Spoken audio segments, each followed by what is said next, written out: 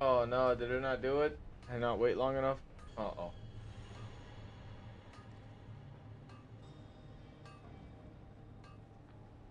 Oh no, it did do it. Very good. Yes, this is exactly what I wanted. Well, Just welcome back! celebrity after celebrity over the course of decades, as if they were being grown in test tubes. One must wonder, however, why he's nowhere to be seen on the Second City's prestigious list of alumni. His first big break was in 1992 on the sketch comedy series The Ben Stiller Show, which met its swift end, being canceled after a mere 13 episodes. He would continue making appearances in shows and movies until 1995, when he secured a spot on News Radio, an NBC sitcom, and also one of Joe Rogan's first breaks in television. He appeared in other sitcoms as well around that time, such as Less Than Perfect, Get Smart, and The Nanny. And he would also land plenty of film cameos and voiceover work into the early 2000s, making himself a familiar face for comedy fans at the time. As goofy as he was on the small screen, doing slapstick in sitcoms and lowbrow antics in sketch comedy shows, he was developing a greater penchant for substance abuse as his presence Sausage on lips. There's drunk Andy, and when drunk Andy's around, you just gotta get the fuck out of there. Yeah. And you know, you can tell the difference. It's two different guys. He's very aggressive. Yeah. Hello. Have a good one. See you later. Oh no, it's drunk Andy. Yeah. Alcoholism seemed to be his main vice, and though surely there were people who tried to put him on the right path, he only fell deeper into the clutches of addiction. Fellow comedian and Second City member Chris Farley was his AA sponsor, Safe or travels. was supposed to be anyways. At some point, Chris later. himself relapsed into his old Chris habits Farley, of his AA alcohol, sponsor? illicit Woof. drug abuse, to the point where it was clear for all to see in 1997, when in December he was found dead in his apartment at just 33 Rip. years old Rest in from peace, an Chris. overdose on cocaine and morphine. Yeah, We don't he's a know big for boy. Sure what impact Farley's death had on Andy, but I think it's safe to say it wasn't a positive one. This was not his only experience along these lines. In fact, around the same time, he attended a Christmas party hosted by Phil Hartman, a co-star on News Radio.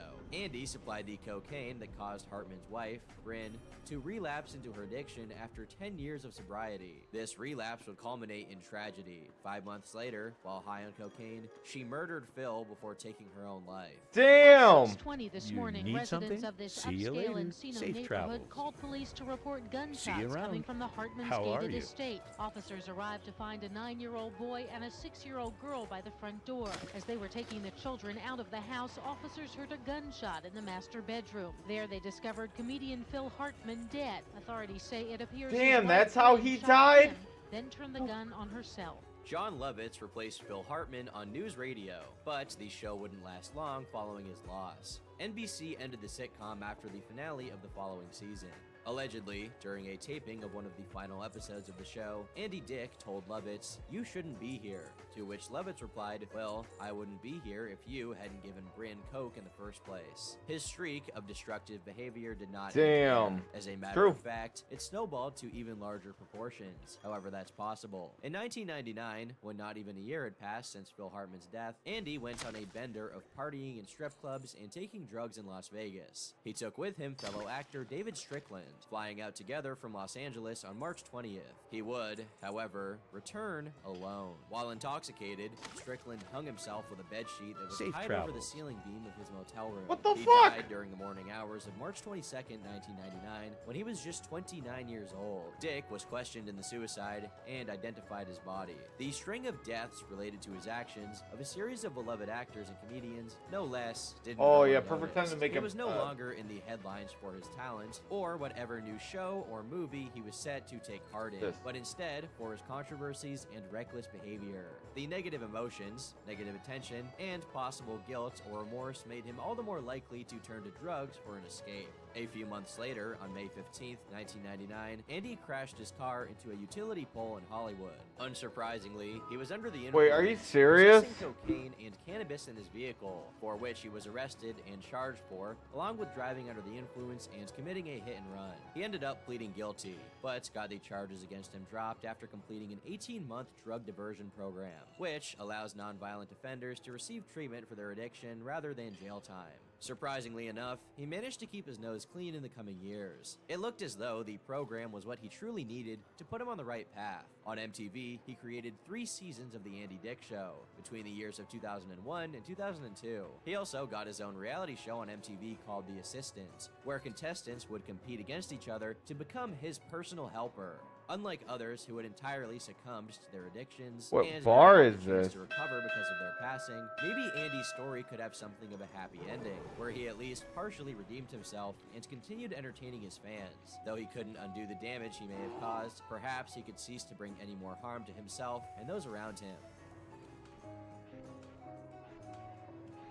At the end of 2004, those hopes were squandered. He got himself into trouble again, but this time, a very different pattern of behavior emerged. A side of Andy that hadn't ever shown its face before, at least not in the public eye. On December 4th, 2004, he was arrested for mooning people in a McDonald's and charged with indecent exposure. At the time, this probably seemed like a relatively harmless stunt in the grand scheme of things. As juvenile and ridiculous an act as a 38-year-old exposing his ass to a group of McDonald's customers is, it was a sign of the much more sinister pattern of behavior to come. Next year, in 2005, while performing at Yuck Yuck's Comedy Club, he pulled down his pants and exposed his dick to the audience. Though this incident didn't result in an arrest or Weird any timing. lawsuits, he was promptly removed from the stage.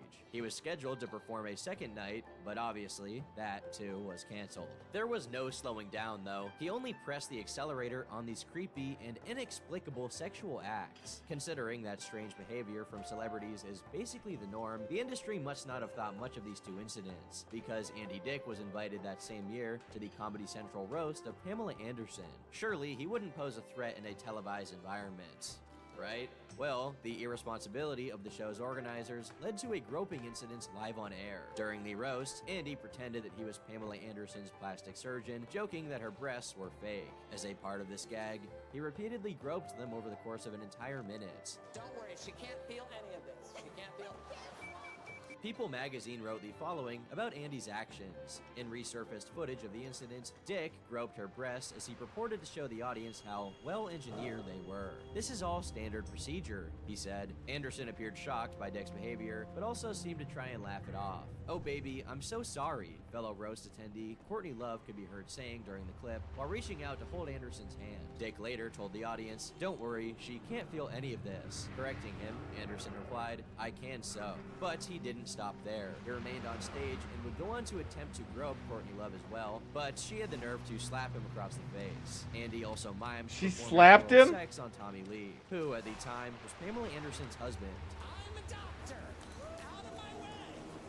Assuming this wasn't planned in advance, considering Pamela's evident discomfort, why did nobody stop Andy as he assaulted her? Why wasn't he immediately kicked off the roast after that? It's a dark thought, but seemingly the only answer is that the producers cared more about the show going off without a hitch. Acknowledging the sexual misconduct, that it just happened on live TV, with fellow cast members doing nothing to stop it, would be very uncomfortable and awkward. Not to mention the fact that it could potentially make the situation worse. Pretending the whole thing was a part of the roast and moving on, however, could salvage it. Acts like nothing happened, and simply avoid another incident by not inviting Andy back. Problem solved. However, they did invite Andy back the very next year for William Shatner's roast. Oh my God, And no! this time, he added a new weapon of mass discomfort, actually licking people's faces. He slobbered on Farrah Fawcett, Carrie Fisher, and Patton Oswalt. And we even It's have not a- even His comedy. tradition of publicly groping people also made an appearance at the event, as his next victim of the night was a female photojournalist working for the New York Post, whom he sexually harassed in a myriad of ways. According to Hollywood.com, she claimed that he groped her, tried to kiss her, then proclaimed his love for her and bit her on the hand. Later, he allegedly urinated in front of her and offered her cocaine. Somehow, even after these situations, he still had other methods of getting into hot water hidden up his sleeves. A few months later, in December 2006, while performing at the Improv Comedy Club in LA, Andy said to the audience, "You're all a bunch of N-words."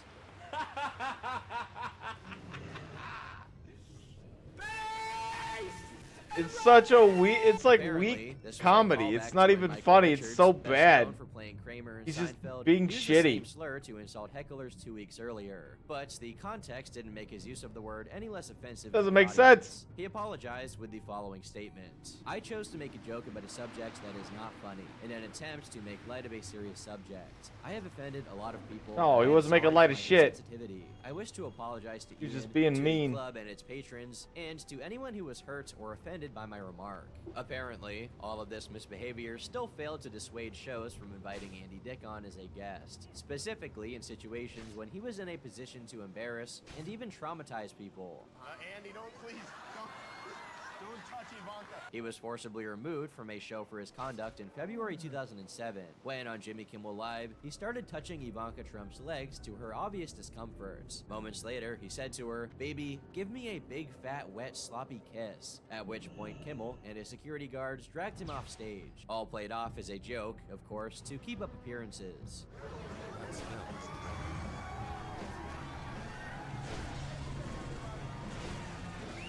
The level of negligence in the industry was nigh inexplicable. Boom, that to damage. Andy. Although, with cases like that of Harvey Weinstein being revealed much later on, we can see how the environment of showbiz actively and regularly fostered the crimes of these perverted characters, and allowed them to get away with it scot-free over the course of years. Kimmel made a statement on what happened, saying, "Andy did a segment, he was a little out of it. When Ivanka came out, he wanted a big, wet kiss. It was time for Andy to go, so I escorted him out by his feet. He always makes me a little uncomfortable. You have no idea what he's going to do next." Andy was apparently unfazed. As Kimmel added, "He's Andy. He's not upset. He's not apologetic. He's just nutty." Andy had his own comments to make about the situation 10 years later on Instagram. "The time I groped Trump's daughter, Ivanka, on Jimmy Kimmel Live. Her legs were sparkling, and I was trying to see if the glitter would wipe off. I also mistakenly thought she would date me. I was jokingly carried off by security." He claims it wasn't a sexual thing, but he was indeed interested in dating her. On the other hand, he was a guy 16 years her senior, rubbing his hands on her legs on network television. So I'm somewhat dubious of his concern for cleaning the glitter off of her legs. Right, In what a 2007, creeper. He also picked up Oh, his so feud with I get John Lovitz crit again power. over Phil Hartman's death. Lovitz provided details Or about their hit power. confrontations, which ended up getting physical. Lovitz said he was sitting at a table And with more a friend, in. and a group at the table next to him treated them to some peach liquors. Apparently, Dick and a friend came over to their table and downed both liquors. He's standing there with liquor dripping down his chin, and he says, "I put the Phil Hartman hex on you. You're the next one to die." Lovitz wanted an apology from Dick for his Hartman's hex comments. "I just wanted him to say, 'Oh, I'm sorry,'" said Lovitz. Then he leans into me. "Well, you know why I said that? Because you said I killed Phil Hartman. That's the first thing you said to me when you got on the show." So I grabbed him by his shirt and pushed him really hard, and I smashed his back and his head into the bar. And I did it again. I would have kept going, but the doorman broke it up. At this point, it had been roughly a decade since the beginning of their altercations, but that didn't seem to mean anything to a drunk, resentful Andy Dick. So Andy Dick's up there going, yeah, motherfuckers, and and we're like, everyone's like, yo, get this motherfucker off. And so I have to wait. Good night. I'm like, shit. I run back up. Hey, Andy Dick, everybody. Ooh. And John Lovitz is slamming Andy Dick against the wall in the lobby. Really? There's a fight with John Lovitz going like, "You motherfucker!" trying to whoop his ass. John Lovitz and Phil Hartman were best buddies. Hello. And that night that Have a she good one. had killed him, See you that later. night, See you it was around. fucked up because Andy Dick was See with her. you later. Andy Dick, I think they were doing the drugs together. Yeah. Whoa! This is just one of many problems of his that just continue to rear their heads back up over his life and put him in trouble all over again. Now listen, I know watching YouTube for 14 hours a day isn't exactly conducive for smelling the best. Drenched in your own sweat, monster, and snack crumbs, it's pretty hard to smell nice when your mom comes in to remind you that high school ended 5 years ago. Thankfully, that smell doesn't have to linger anymore, thanks to today's sponsor, Scentbird. Scentbird is a fragrance subscription service with a mission to empower each and every person to express themselves through scent. They have a vibrant community of fragrance aficionados and beginners, stories of fragrance houses, and up-and-coming perfumers, all brought together by their belief in the power of scent. Whether you're a beginner or just building a collection, they'll cater to your needs. And if you're looking to expand your horizons, just take a simple quiz, which alongside your preferences and past purchases will be used to recommend new products. This month, I received Veroni Gabai du Jour, Brioni, Got and something I gotta Perfumes de do Marley that's Layton. eating them. My favorite is the Brioni, which is more of a cedarwood and pink peppercorn smell. And the mix is also green apple, violet, and tonka bean. Veroni Gabai is more of a citrusy smell, with scents like lemon and mandarin. Scentbird lets you try a new designer fragrance to try every month for just $17. They carry Prada, Gucci, Versace, and niche brands like Skylar, Heretic, and Confessions of a Rebel. So if all of that sounds good to you, then use my code TurkeyTom to get 55% off your first month at Scentbird. Once again, use code TurkeyTom to get 55% off your first month at Scentbird.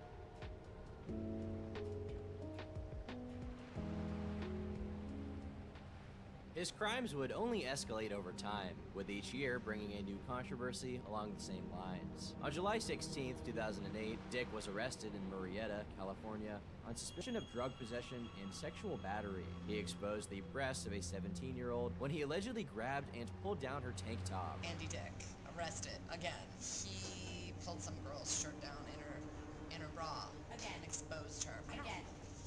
Gay, isn't it? Again.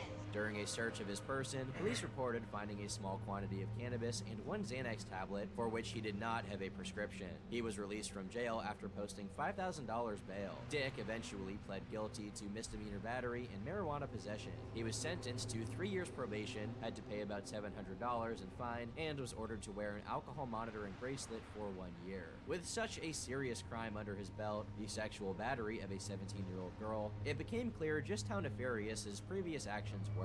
Before, maybe you could have chalked them up to his eccentricity and him growing up in a different time period, if you were really going out of your way to defend the man.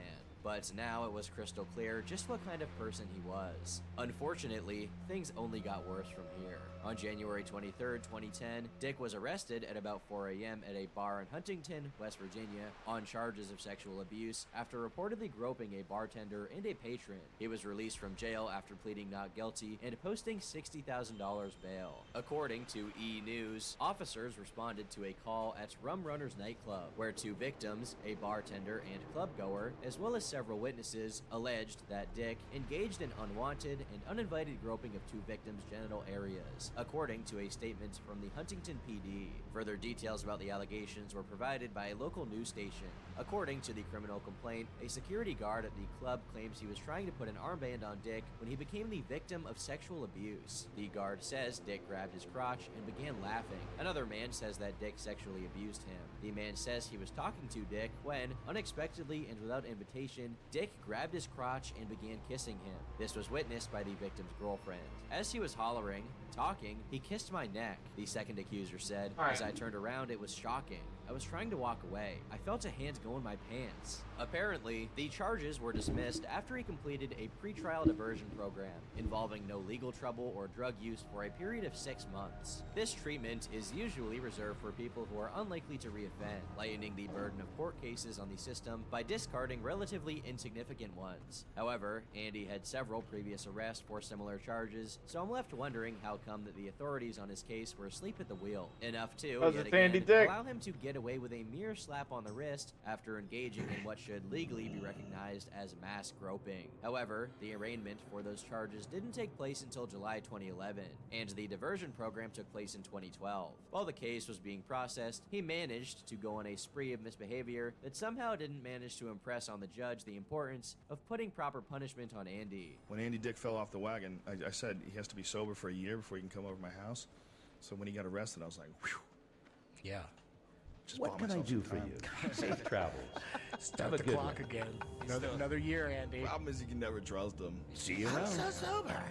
I'm so sober. Throughout all of this, it goes without saying that Andy's work in the industry was trailing off, and he wasn't getting gigs like he used to, though it's more likely this was due to his simple inability to work due to the influence of drugs rather than any moral reservations. Yeah, he's just on getting behalf fucked of up all the producers time. and directors, as we'll see later. 7 months after the bartender incident, on July 4th, 2010, Andy crashed a house party in Venice, California, obviously drunk. A purported eyewitness to the events that unfolded alleged the following: "I was just hanging out with friends at the party, and all of a sudden Andy Dick stumbled in. He just plopped himself down on the couch and was clearly under the influence. At one point, he started grabbing some of the girls at the party inappropriately. Andy actually exposed himself at one point. He even tried to tell the people who owned the house to go buy him more beer. He was finally asked to leave and had to have his handlers come pick him up. The whole thing was actually very sad." And then, you know, he came on the podcast and he barely said, he was intimating that, you know, I was mean to him when he was young. But I'm like, dude, you used to pull your dick out. You used to show up fucked up. Yeah, you couldn't you probably get just through. always had a look on your face like, what the fuck are you doing? It was hard to work with That translates into, he's a meanie. Yeah. Because he doesn't stand around and laugh at all my antics. Just a couple months later, in October 2010, he made a commotion at a Hollywood cafe by yet again flashing people. Apparently, Dick was sitting with a group of about 12 people and kissed one of the guys on the lips before whipping out his privates and fleeing the scene. Grub Street, New York Magazine's food blog, also reported on the event, adding that one of their own photographers had been purportedly groped by Andy in September 2009, though no further details are still available on the web. Sometime during 2010, which he faced a lawsuit for in 2011, Andy exposed his genitals and rubbed them against a male audience member's face during a comedy set in Dallas. Although, lucky for Andy, the patron dropped the lawsuit in 2013. In January 2011, Dick was kicked out of the Adult Video News Awards, the pornographic movie awards ceremony. This was because, yet again, he was unable to keep his hands to himself. He stalked and groped the porn star Tara Patrick several times, and he similarly victimized drag queen Chi-Chi LaRue. An hour before the ceremony at the Palms Casino Resort in Vegas, Tara Patrick and Chi-Chi LaRue were preparing in a dressing room backstage when an apparently intoxicated Dick suddenly appeared. A witness reports, "You couldn't understand what he was saying, but you could hear Chi-Chi saying, 'Leave me alone.' Tara grabbed Chi-Chi and went into another dressing room. But boom, there he was again. This happened 3 or 4 times. He had a cup of beer, which kept spilling. Finally, this huge security guy came over, snatched the beer out of his hand, and said, 'That's it, we're going.' A show rep, who saw security men restraining Dick against the wall, said, 'I questioned one of the guards, and he said Andy was being disorderly and pushing people.' A rep for Dick had no comments. In April 2011, Dick attended a party associated with the Newport Beach Film Festival. A Orange County Register report detailed his behavior at said party. According to multiple eyewitnesses and a festival co-founder, Dick,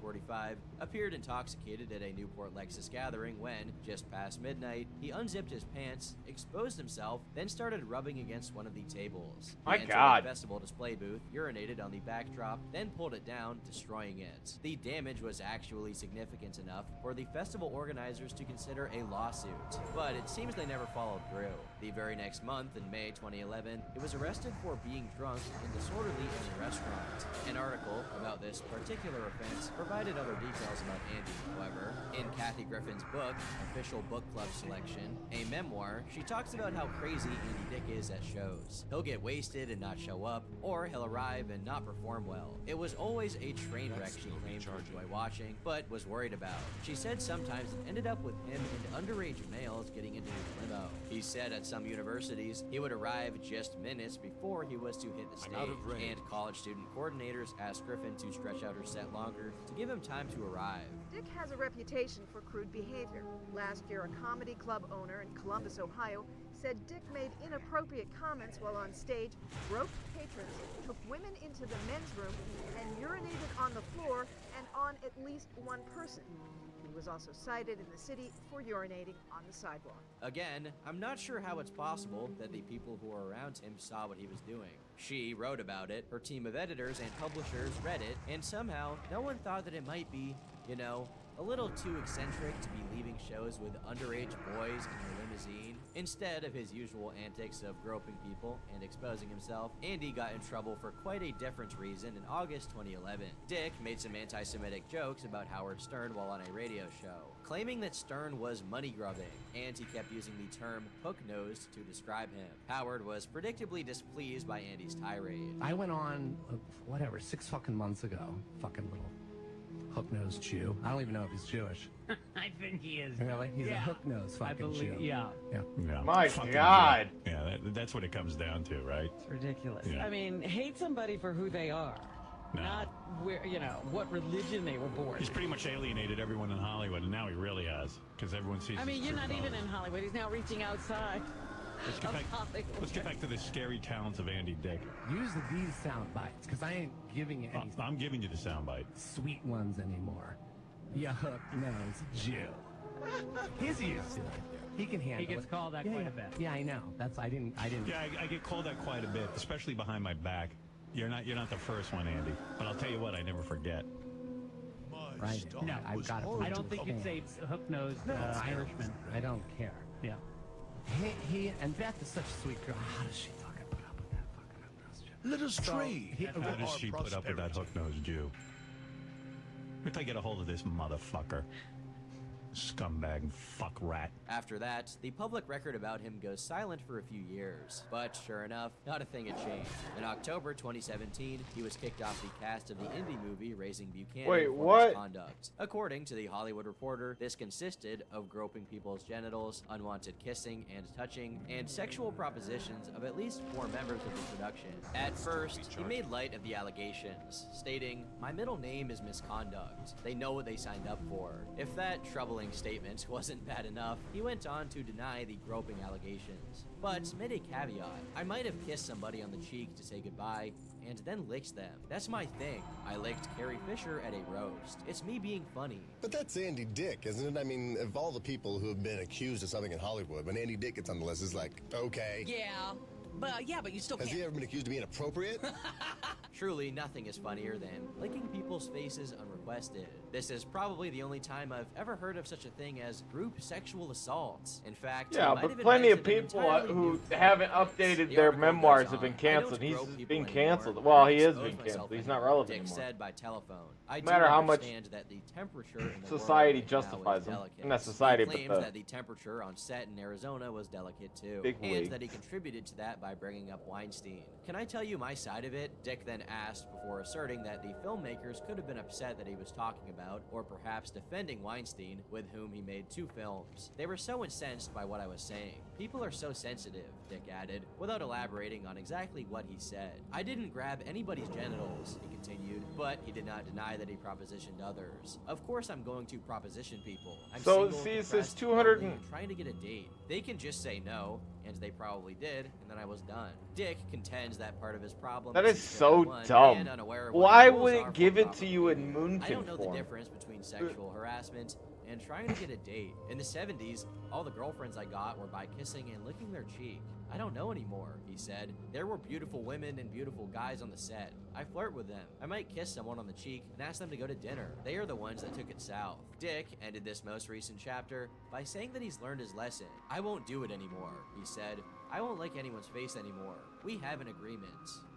So, he made some comments about Harvey Weinstein that sounded like he was defending his actions. Then he blamed the crew members, also known as his victims, for blowing the situation out of proportion, when all he did was try to get a date. Though more and more as time passes, it seems that Andy Dick's idea of a date is actually a court appointment. But I guess it's fine because, according to him, it worked in the 70s. Is there something you know, you the desire? 70s, the good old times, when you could stick My your hand in a wares stranger's are crotch in the available subway, to you. lick his face, and a week later you'd be walking down the aisle and driving off to your honeymoon with beer cans clanking Let on us the back of your trade car. for I our think prosperity. instead of the 70s, he meant his fever dream fantasies. After all these similar controversies he had gotten into, and outright criminal charges that were brought against him, this is the event that made him realize that what he was doing was wrong. Theoretically anyway, since that same month, it came out he had been escorted off the set of another film, Vampire Dad, for multiple flagrant acts of improper conduct and inappropriate conduct with several crew members. In an interview with the producer, we received the following bit of information. Dick has a history of arrests and a roller coaster record when it comes to acting inappropriately in personal and professional situations. So why hire him in the first place? We were under the assumption that he was sober. He was a good fit for the character, Oliver. I believe in second chances, and through our entire pre-vetting process and interviews, he was cogent and polite. He seemed okay, and there were no indications that he was not sober. I wonder how the actors Damn, not a felt single about crit the whole casting crew time. Feels deliberately bad. putting them at risk by hiring, technically, a serial sex offender. As a matter of fact, I wonder if they were even informed of the nature of Dick's past issues with the law. It's the least that you would expect as far as decency when it comes to hiring an insane guy like him, right? It's not like you wake up one day groping people out of the blue. My God, there's nothing that can stop us. Hey, party people, I'm ready to get 86th! He hasn't been an A-lister for how long now anyway? Is it even worth risking a lawsuit just to have this low-tier celebrity name associated with your project? How does he even still get roles? Who is this guy's manager that can somehow talk people into hiring him? That's what I think. I think he's got somebody near him that. Oh no! Come on, let's get out of here! Mind you, this was at the same time as the allegations against Harvey Weinstein were made, and the hashtag #MeToo movement first started taking off. As such, TMZ managed to get an interview with Andy to ask him about his misconduct in relation to these movies, but he was clearly heavily intoxicated. There is a lot of people coming out. Brett Ratner, Dustin Hoffman, Kevin Spacey, Harvey Weinstein. Yet again, he defended sexual predators in the industry. If actions like rape and abusing minors qualify as just trying to get a date, it makes you wonder if there's anything that wouldn't fall under that umbrella. I guess guys like Weinstein and Cosby were just hopeless romantics, with unorthodox pickup artist methodology, at least in the eyes of Andy Dick. It seems Andy wasn't able to keep his destructive actions out of his family life either. In March 2018, his own ex-wife, with whom he had 2 children, obtained a restraining order against him, requiring him to stay at least 100 yards away from Lena and the children until March 13th, 2023. On February 20th, Lena filed documents in Los Angeles requesting court-ordered protection for the actor. She claimed that drunken arguments with their son led her to take action. In one instance, she claimed that their son locked Andy out of the home once during a fight. She said Andy was drunk at the time and broke windows to gain access to the home. She detailed another instance in which she claimed he was drunk during an argument with their son. That time, she says, he flipped over a table and broke dishes inside the home. In April 2018, he allegedly groped a woman and was charged in June with misdemeanor sexual battery. According to TMZ, the woman filed a police report claiming the troubled comedian squeezed her butt twice as he walked past her on a sidewalk. She also said he made lewd comments. For this incident, he finally did some jail time in 2019, 14 days in LA County Jail. Or, at least he was supposed to serve those 2 weeks, but he actually got out after only 1 day due to overcrowding in the jail. One would think that having so many repeat offenses would catch up to him in the form of heavier sentencing, or that sooner or later, one of these would count as a violation of his probation. After all, being physically restrained seems to be the only recourse at this point to stop him from harming any more people. But, alas, he continues to get celebrity special treatment. That same month in 2018, when he groped a woman on the street, he had also purportedly groped an Uber driver's genitals. He would plead not guilty in 2019, for the trial to proceed way down the line in 2022, which he showed up to a hearing for without a care in the world. In August 2019, Andy chose the wrong man to grope after performing at a nightclub in New Orleans, and that decision ended up with him being knocked out. The LA Times reported the following. David Hale, 46, who was jailed Wednesday after allegedly sucker punching the news radio veteran early Saturday morning, alleged Dick grabbed his genitals before he hit the actor. Good thing I have swim speed. Hale said he watched the comedian's show at the French Quarter night spot, One-Eyed Jacks, on that night, and was saying goodbye when the comic groped him. Hale reportedly became incensed, and Dick decided to wink at him, which led Hale to punch him in the face. He collided with another object before landing, which left him unconscious for 15 minutes. He was afterwards rushed to the hospital to check for possible brain bleed. Surveillance footage also captured the attack. I saw the whole thing. The punch just, Andy dropped like a rag doll. It was extremely scary and smacked the back of his head so hard on the cement there, on the cement sidewalk. As the attacker calmly picks up his beer and walks away, there were tense moments as Dick remained unconscious on the ground. He wasn't responding to me. I was looking at it. His eyes were going all over the place. He was trying to swallow his tongue. He was not talking to me. The performer's friends say he was diagnosed with a concussion and bleeding on the brain, spending 2 nights in the hospital before flying back to Los Angeles. It's still kind of touch and go. His head is still killing him. He's got blurry vision. He's not the same. Bizarrely enough, Andy was involved in another fight just a few months later in October 2019, this time with an Uber Eats delivery person. I have to hand it to him, not many people lay claim to the achievement of being body slammed by a delivery driver. From the clip, it seems like he was trying to take someone else's food from the delivery person and proceeded to spit on him during the disagreement, which provoked the attack. Next on his record was yet another violent altercation, but this time, he was the one assaulting someone else. On June 29th, 2021, Andy was arrested for felony assault with a deadly weapon. Elisa Jordana, his fiancée, talked about the events leading up to it on her YouTube show, saying that Andy attacked a man named Lucas with a metal chair, who he was apparently romantically involved with. And he was in rare form that night. It was really bad. He stole cutlery, he stole some wine glasses, he stole plates. He asked for a doggy bag that he could put all that in. And then I said, Andy, please come home with me tonight. Please sleep over my place. Please, I'm begging you, begging you, begging you. and he refused, and he ran off with 3 guys. So I just knew that night wasn't going to end well. You know, he did get into a fight with Lucas. There was a chair involved, a metal chair, and then Lucas was at Cedar Sinai, and I saw pictures, I saw videos, it's not good. And it just was going in a very bad direction. I couldn't get in, but he was at Cedar Sinai, and it was bad. It wasn't good. He could have killed him. That's the thing. He could have killed him. I pulled a metal chair, and his... Nice. I love my damage, dude. There's so much. Yeah. He just wasn't in control of his faculties. I mean, that's probably what happened. Yeah, he gets very aggressive. He gets very, very, very aggressive.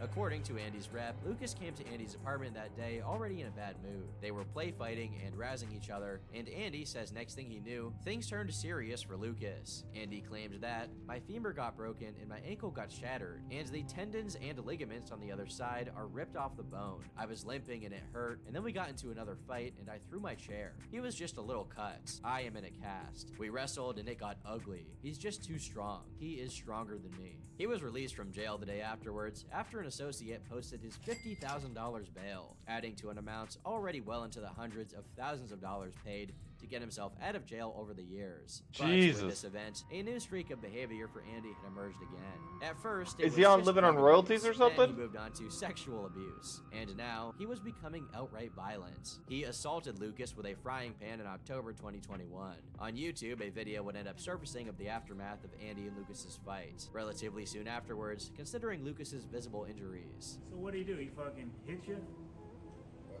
Yeah, something like that. I didn't hit him. A cast iron's killing. What'd he do to deserve that? He fucked my friend's wife. I walked in on him. Me and my friend walked in on him fucking my friend's wife. Whatever you got going on, you burned down 2 houses. You've been evicted from every fucking plot of land I've ever fucking tried to put your sorry ass on. You're going to the ranch, kid. You fucking got $30,000 bail. $30,000. You burned down my house. You killed my actual dog. Can't remember. I do remember this part where I did kill. You know, and by the way, I don't think I killed the dog. He sounds fucked up right now. Can you like not film and? Is this rope used for fucking hanging? You want to shut the... What the fuck? Shut the fuck up! Among all the drama here, which Andy is incapable of taking seriously due to obviously being under the influence of something, the claims that he burned down 2 houses and killed Lucas's dog, the latter of which he doesn't even object to, stand out. Clearly, Andy's life had more turbulence than ever could be published in its entirety by any news source. News reports indicated he was arrested for another assault, this time with a liquor bottle, though it's unclear if this involved Lucas or someone else. Regardless, he yet again posted bond. Even after 2 other incidents in the preceding months, apparently no one thought it prudent to keep him from venturing into the world quite yet.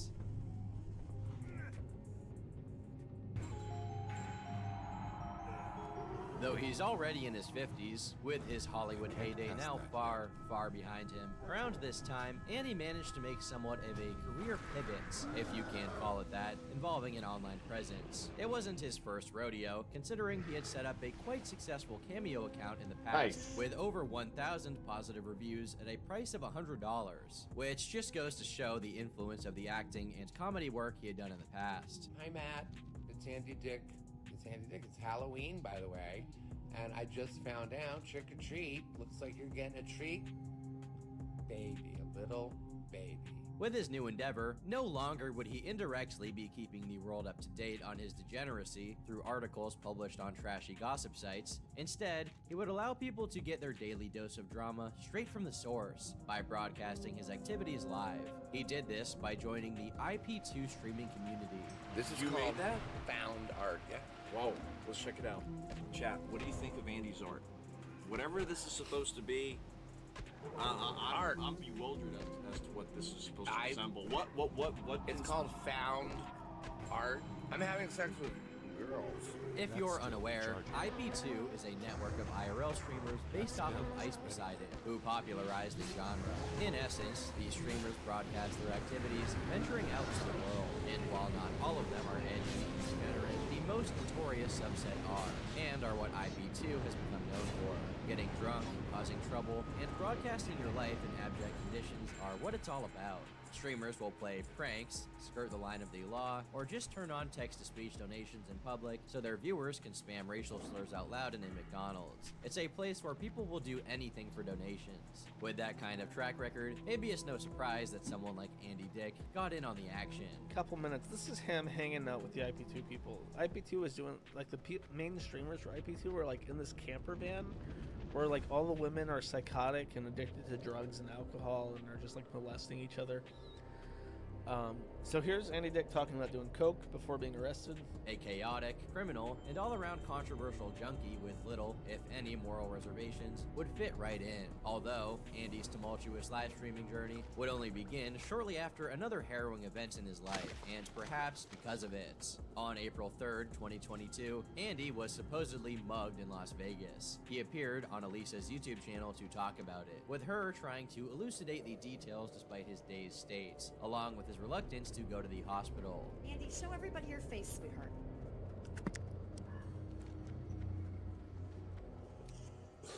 Looks horrible.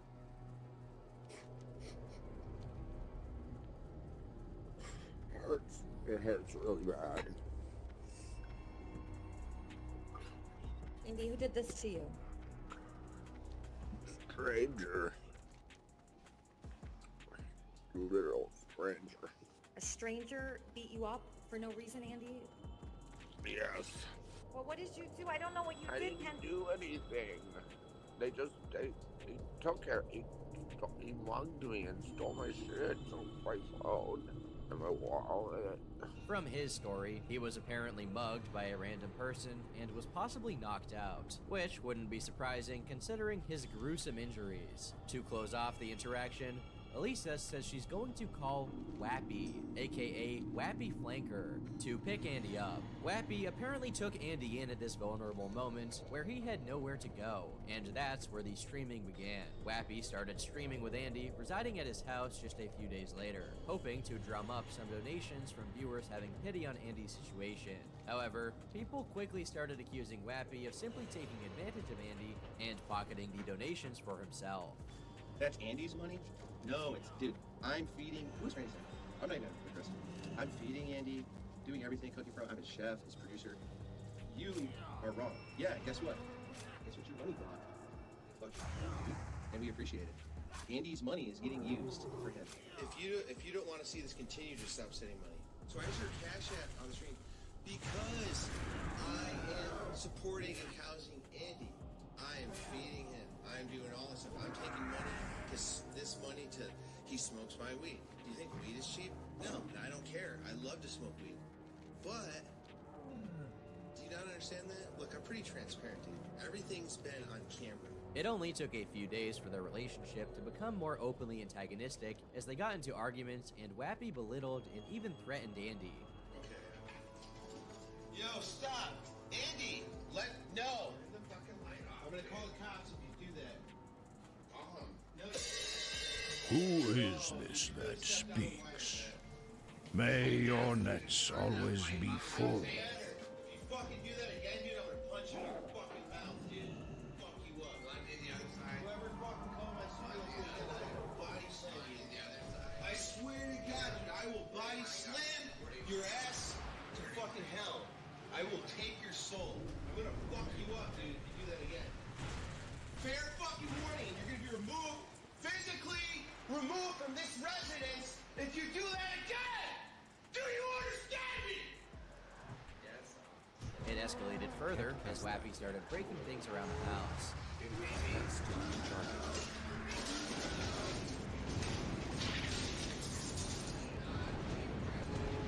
Alright, I'm done. Two other IP2 streamers, Captain Content and Gucci's, showed up on April 13th to check in on Andy. Another streamer, Attila, came over to take Andy out to do some IRL streaming with him. Things reached a fever pitch when Wappy threatened Attila with a gun. No. Get out of here. Get out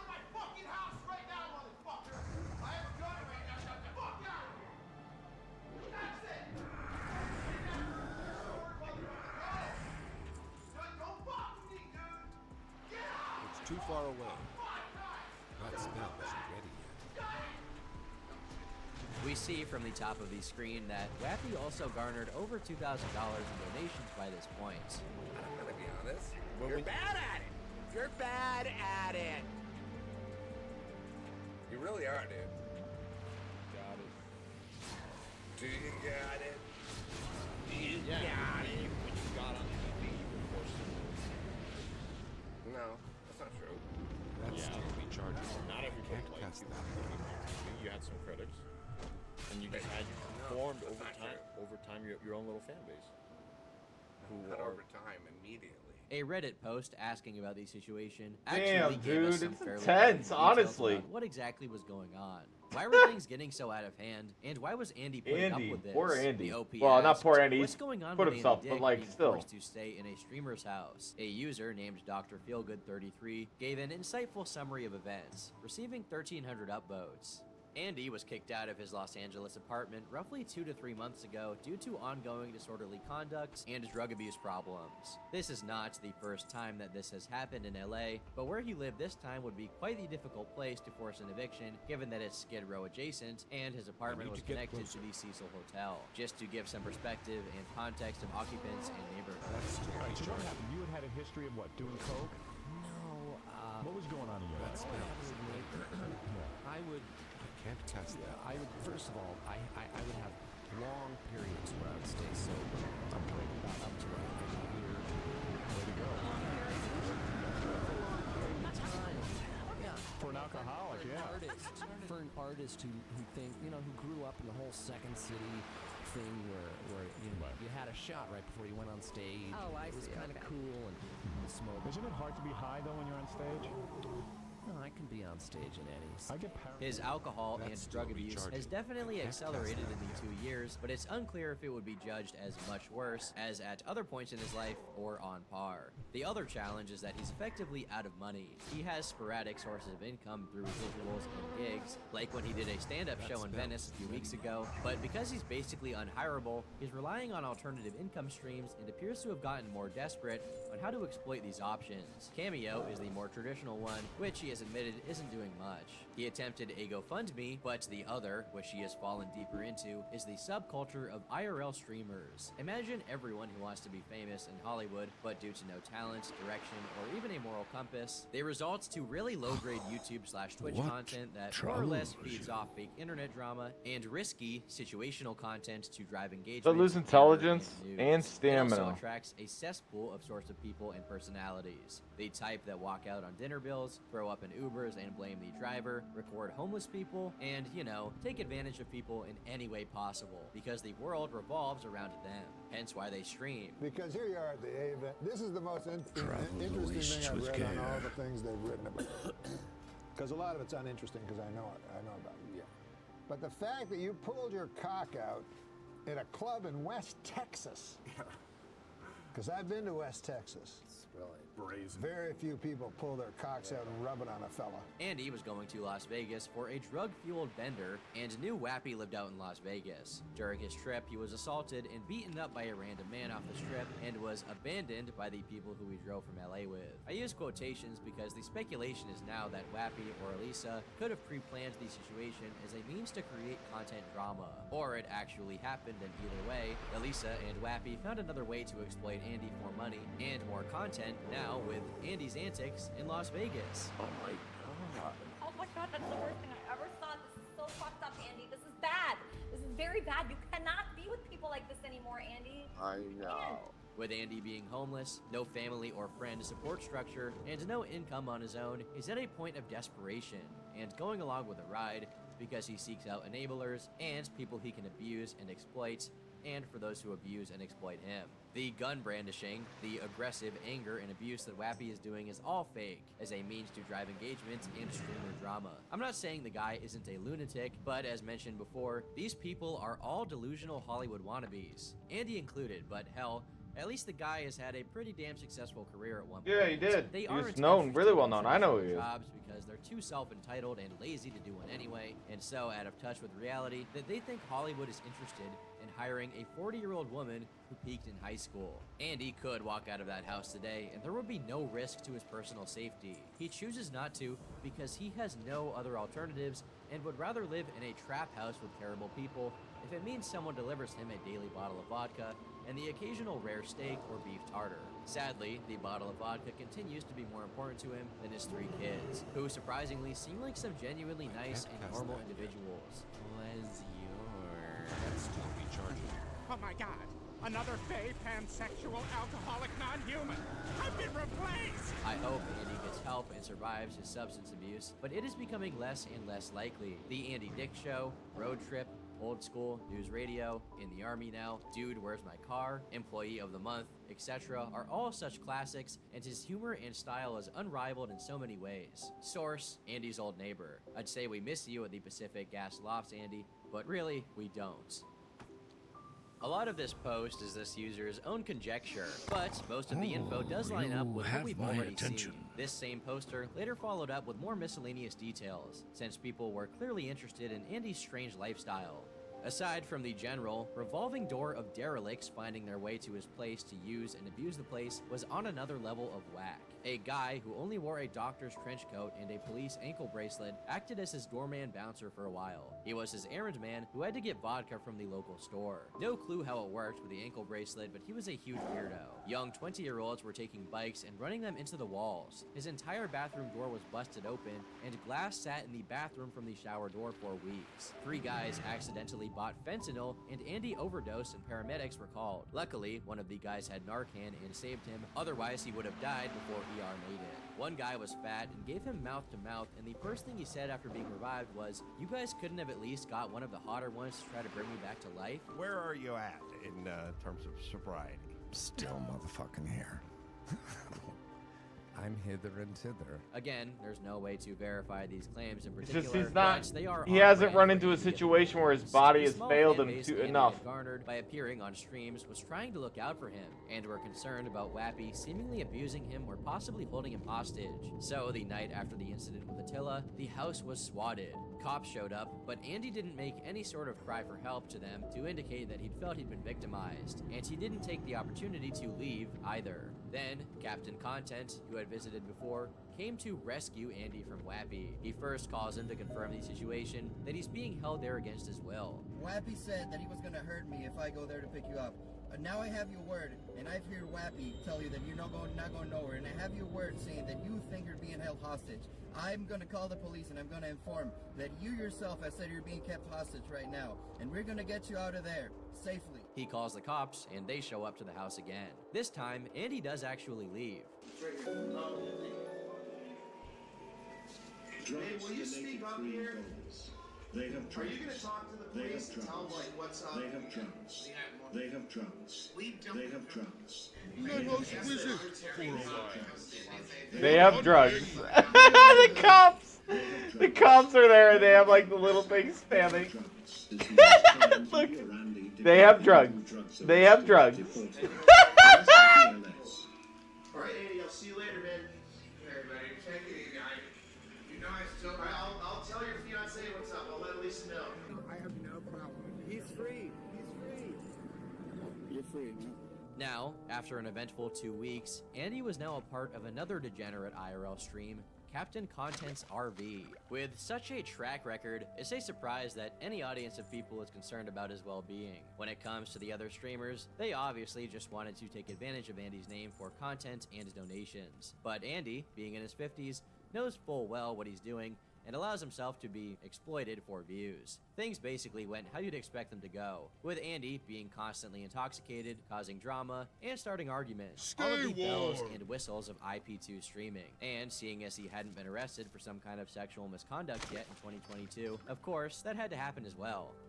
It all started when Andy Dick started getting touchy with one of the guys on the RV named JJ, which JJ was clearly uncomfortable with. Andy was also insisting he was gay, which JJ flatly denied. I'd have to think hard about that one. That's a good one. Do you? Well, I read, let's not really Well, talk I about do it. want to know. You know, we've been here.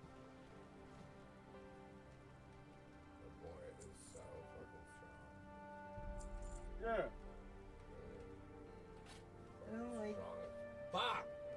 You said. Yes, you said you were bi. I've never seen I that. saw you guys kissing behind the camera right away. No. Like, Gara Aklika. What? I don't fucking give a shit about that. I'm not. I don't give a. Boy. My boy. My boy. Yeah, he's all fucked up. Ew. Shut the fuck up. You weirdo. Fuck you. When JJ woke up the next morning, this conversation took place on stream. What happened? I think I got roofied in my roof or something. Well, I can't really don't know. Can I help you? See you later. I'm just like in bed right now, and I smell like certain parts of my body In which bed? in the back. In my room, right? No, but I was in the other RV with Andy. See you around. In his bed? Yeah. Why? And then I have no idea. Like not even like in a weird way or like Why did you get in bed with this guy? We're the last thing I remember we're like on the phone with his fiance or something. Yeah. And then I wake up, I come here and then I check myself and I'm like That spell isn't ready yet. I can't cast that yet. Artificial smell. That spell isn't ready yet.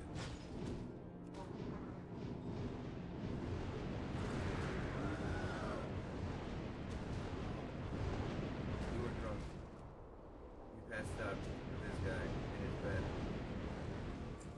And he touched you while we were sleeping. Yes.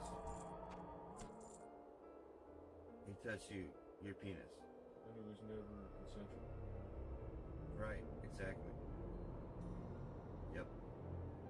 Yep. Somehow, while drunk, he had ended up sleeping in Andy's bed in another RV and found a lotion or another similar substance on himself. They were unsure what exactly had transpired while JJ was unconscious, but he clarified that he had lotion specifically on his backside. JJ went to confront Andy, but Andy was more preoccupied with taking a phone call and was apparently not very alarmed by the police showing up. The police arrived and Andy was arrested for felony sexual battery live on stream. However, he was not charged, as JJ would refuse to cooperate with the authorities, so the investigation had to be dropped, though it could be resumed at any time if that were to change. If the allegations were true, and the situation wasn't all staged for drama, then Andy had gotten away with it again. Today, Andy Dick continues to regularly participate in various IP2 live streams, though he was arrested again on October 13th, 2022 for stealing power tools from someone's home. The backstory is that he went off with another streamer named Malachi, and they broke into a house that was under construction.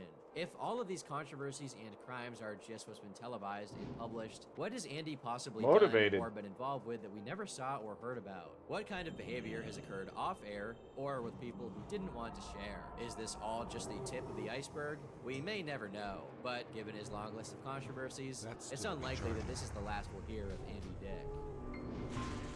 Oh, I wasn't sure why I was going in here, but And it's once because again, thanks so there's much blood. to Sendberg for sponsoring this video, a fragrance subscription service with a Oh, I mission took to his arm empower off. each and every person to express themselves through. Andy being a bad boy. Most hated man in America. Martin Sure, Shkreli let's has do it. often been called the most hated man in America. While working for Turing Pharmaceuticals, his company raised the price of Daraprim, used to treat parasitic diseases. This price was from $13.50 to $750 per pill, a choice that was widely criticized by the media as they felt it would prevent those who needed this drug from obtaining it. Shkreli defended this decision on TV. 2 years later, he was convicted for Aspirin? 2 counts of securities fraud and 1 count of conspiracy. This was unrelated to anything with Daraprim. As a result, he was sentenced to 7 years in prison, ordered to pay $7.4 He looks like he's an million undead in man. fines, He's like, my and more cult than is $60 scum. million as part of a civil case. His career was down the toilet. He went to jail, widely hated by the general public. Despite the negative reputation in the mainstream, fame, on the internet he developed a bit of a cult following. They liked his old Twitch streams from the pre-prison days, where he would argue with teenagers who were critical of him. They liked his smug sense of humor in interviews, and they generally saw him as a sort of anti-hero character. So in May 2022, when he was released from federal prison, he had a bit of a fan base to come home to. As a result, some have attempted to rewrite history on what actually happened all those years ago. He even launched his own crypto project, which many accuse of being a rug pull to quickly cash out on his audience. But he claims he was hacked. So with all of this controversy, it begs the question, who really is Martin Shkreli? Martin was born on March 17th, 1983. Yeah, He let's was raised find in out about Brooklyn alongside that three guy. siblings. His parents were immigrants and worked as janitors to make ends meet. This covered little more than their necessities. By some accounts, his home life was troubled. He was subjected to physical abuse and bore witness to domestic violence. The instability led to panic attacks, which led him to become a self-described depressed little kid. He'd find an escape in numbers, becoming fascinated with math. His sister recalled that he could calculate square roots and knew the entire periodic table at the age of 6. It was this brightness that led him to befriend Marty, an older man who lived in their building. They played chess together, and between moves he educated the boy about stocks. This led him to buy his first shares at just 12 years old. Martin began to have ideas of what he wanted to do for a career. He became interested in chemistry due to a family member's recurrent depression. He was introduced to finance by his father, who gave him a book by George Soros. But his hero was Bill Gates, admiring his ability to create an empire. In 1997, Martin started attending Hunter College High School. It's known for catering to gifted students with a fast track to academia. You He can wasn't give out of me place. good His shit. teachers recalled him as a student Ooh. with great potential,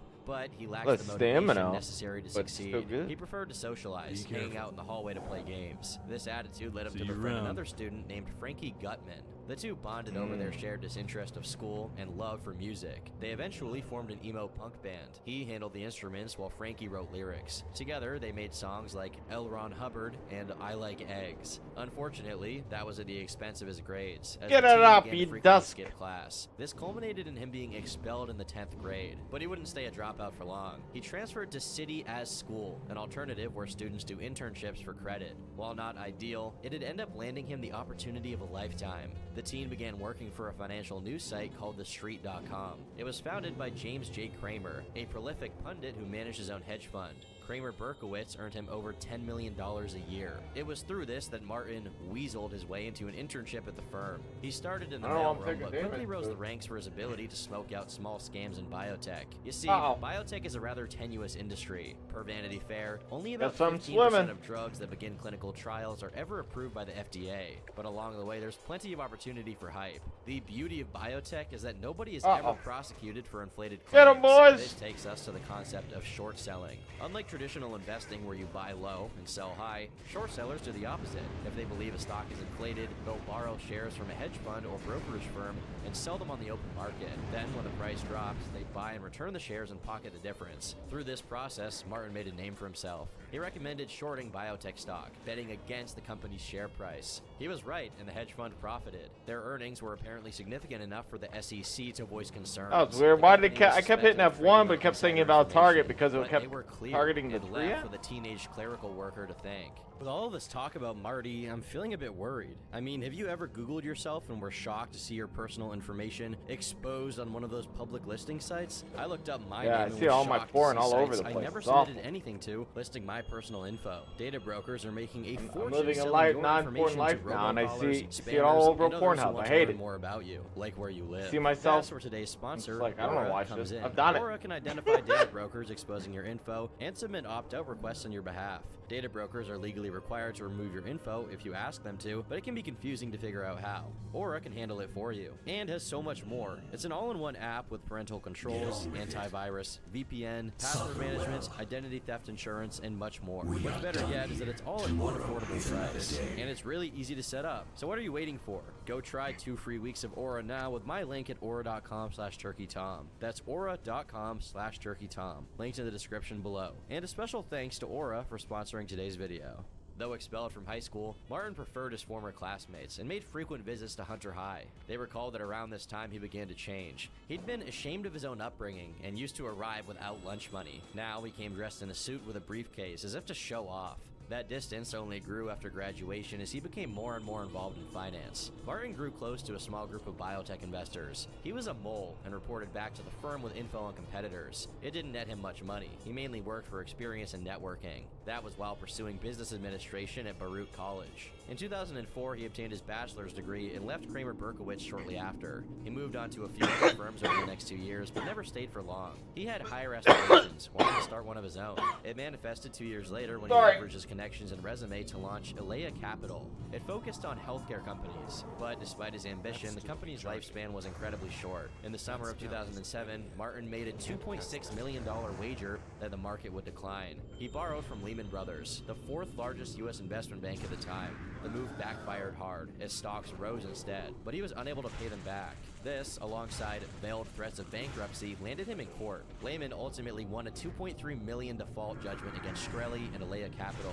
but miraculously he was saved from ruin. A year later, Lehman collapsed amid the ongoing financial crisis. They filed for bankruptcy, leading the verdict to be vacated. By this point, Martin had shut down WotLK and moved back in with his parents, but upon realizing no one would demand the money, he got right back to work. Despite his failures, he retained enough faith from the wealthy to start a new hedge fund. He left a strong impression and had a good sense of who was faking drug results or gaming the system. This made it possible for him to start MSMB Capital in 2009. The initials came from both him and his business partner, Marek Bietzek, a childhood friend. It again focused on biotech, though this time they had a new approach. The duo began trash-talking stocks in online chat rooms before shorting them. Martin would also advocate against the approval of drugs to the FDA. That included, at one point, confronting a company's founder about his drug at a high-profile healthcare conference. In 2010, as a young hedge fund manager, Shkreli wrote a letter to the FDA officials urging them to reject Afrezza, an inhaled not very helpful. product developed by Mankind. A few weeks later, he showed up at the JP Morgan Healthcare Conference Okay, in I got a San little buddy. Francisco and lobbed question after question at Mankind's octogenarian founder, Al Mann. Shkreli admitted he was shorting the company's stock at the time. While this led them to develop a bad reputation among peers, it worked. Their next 3 years were a success, with their aggressive tactics having enormous returns. His approach and attitude almost felt like a contradiction to his results. He slept on the floor of his office and had poor hygiene. He was once caught wandering in fluffy slippers with a stethoscope around his neck, but it only inspired faith among investors who guessed he had an IQ of 160 or 180. He recalled, "I had an investor who said to me he'd keep his money with me as long as I didn't have a girlfriend and I didn't start pulling my hair." Unfortunately for them, that luck didn't last. In February of 2011, Martin shorted 32 million shares of an obesity drug company, Orexigen Therapeutics. It was trading at about $2.50 per share. This proved disastrous when Orexigen ended the month 30% higher. His trade was, quote, blown to smithereens, incurring a loss of $7 million. The trade was done through Merrill Lynch, who then contacted MSMB. When questioned, he misrepresented the situation. He claimed to have located them, yet failed to settle over 11 million shares. He then is alleged to have threatened them if they sought legal recourse. Martin said he had some system issues on his side, that it was a mistake. He apologized for putting me in this position and said it would not be in our best interest to pursue this. He said that he knew people, that he would find ways to pay us back, and that it would not be wise to go to legal proceedings or make anybody aware of it. In the end, Merrill Lynch was forced to cover the loss itself. If that wasn't bad enough, MSMB suffered over $1 million in other trading losses that month. This led their assets to decline from $1.12 million in January to just under $60,000. MSMB was virtually bankrupt and did not engage in any trading after February of 2011.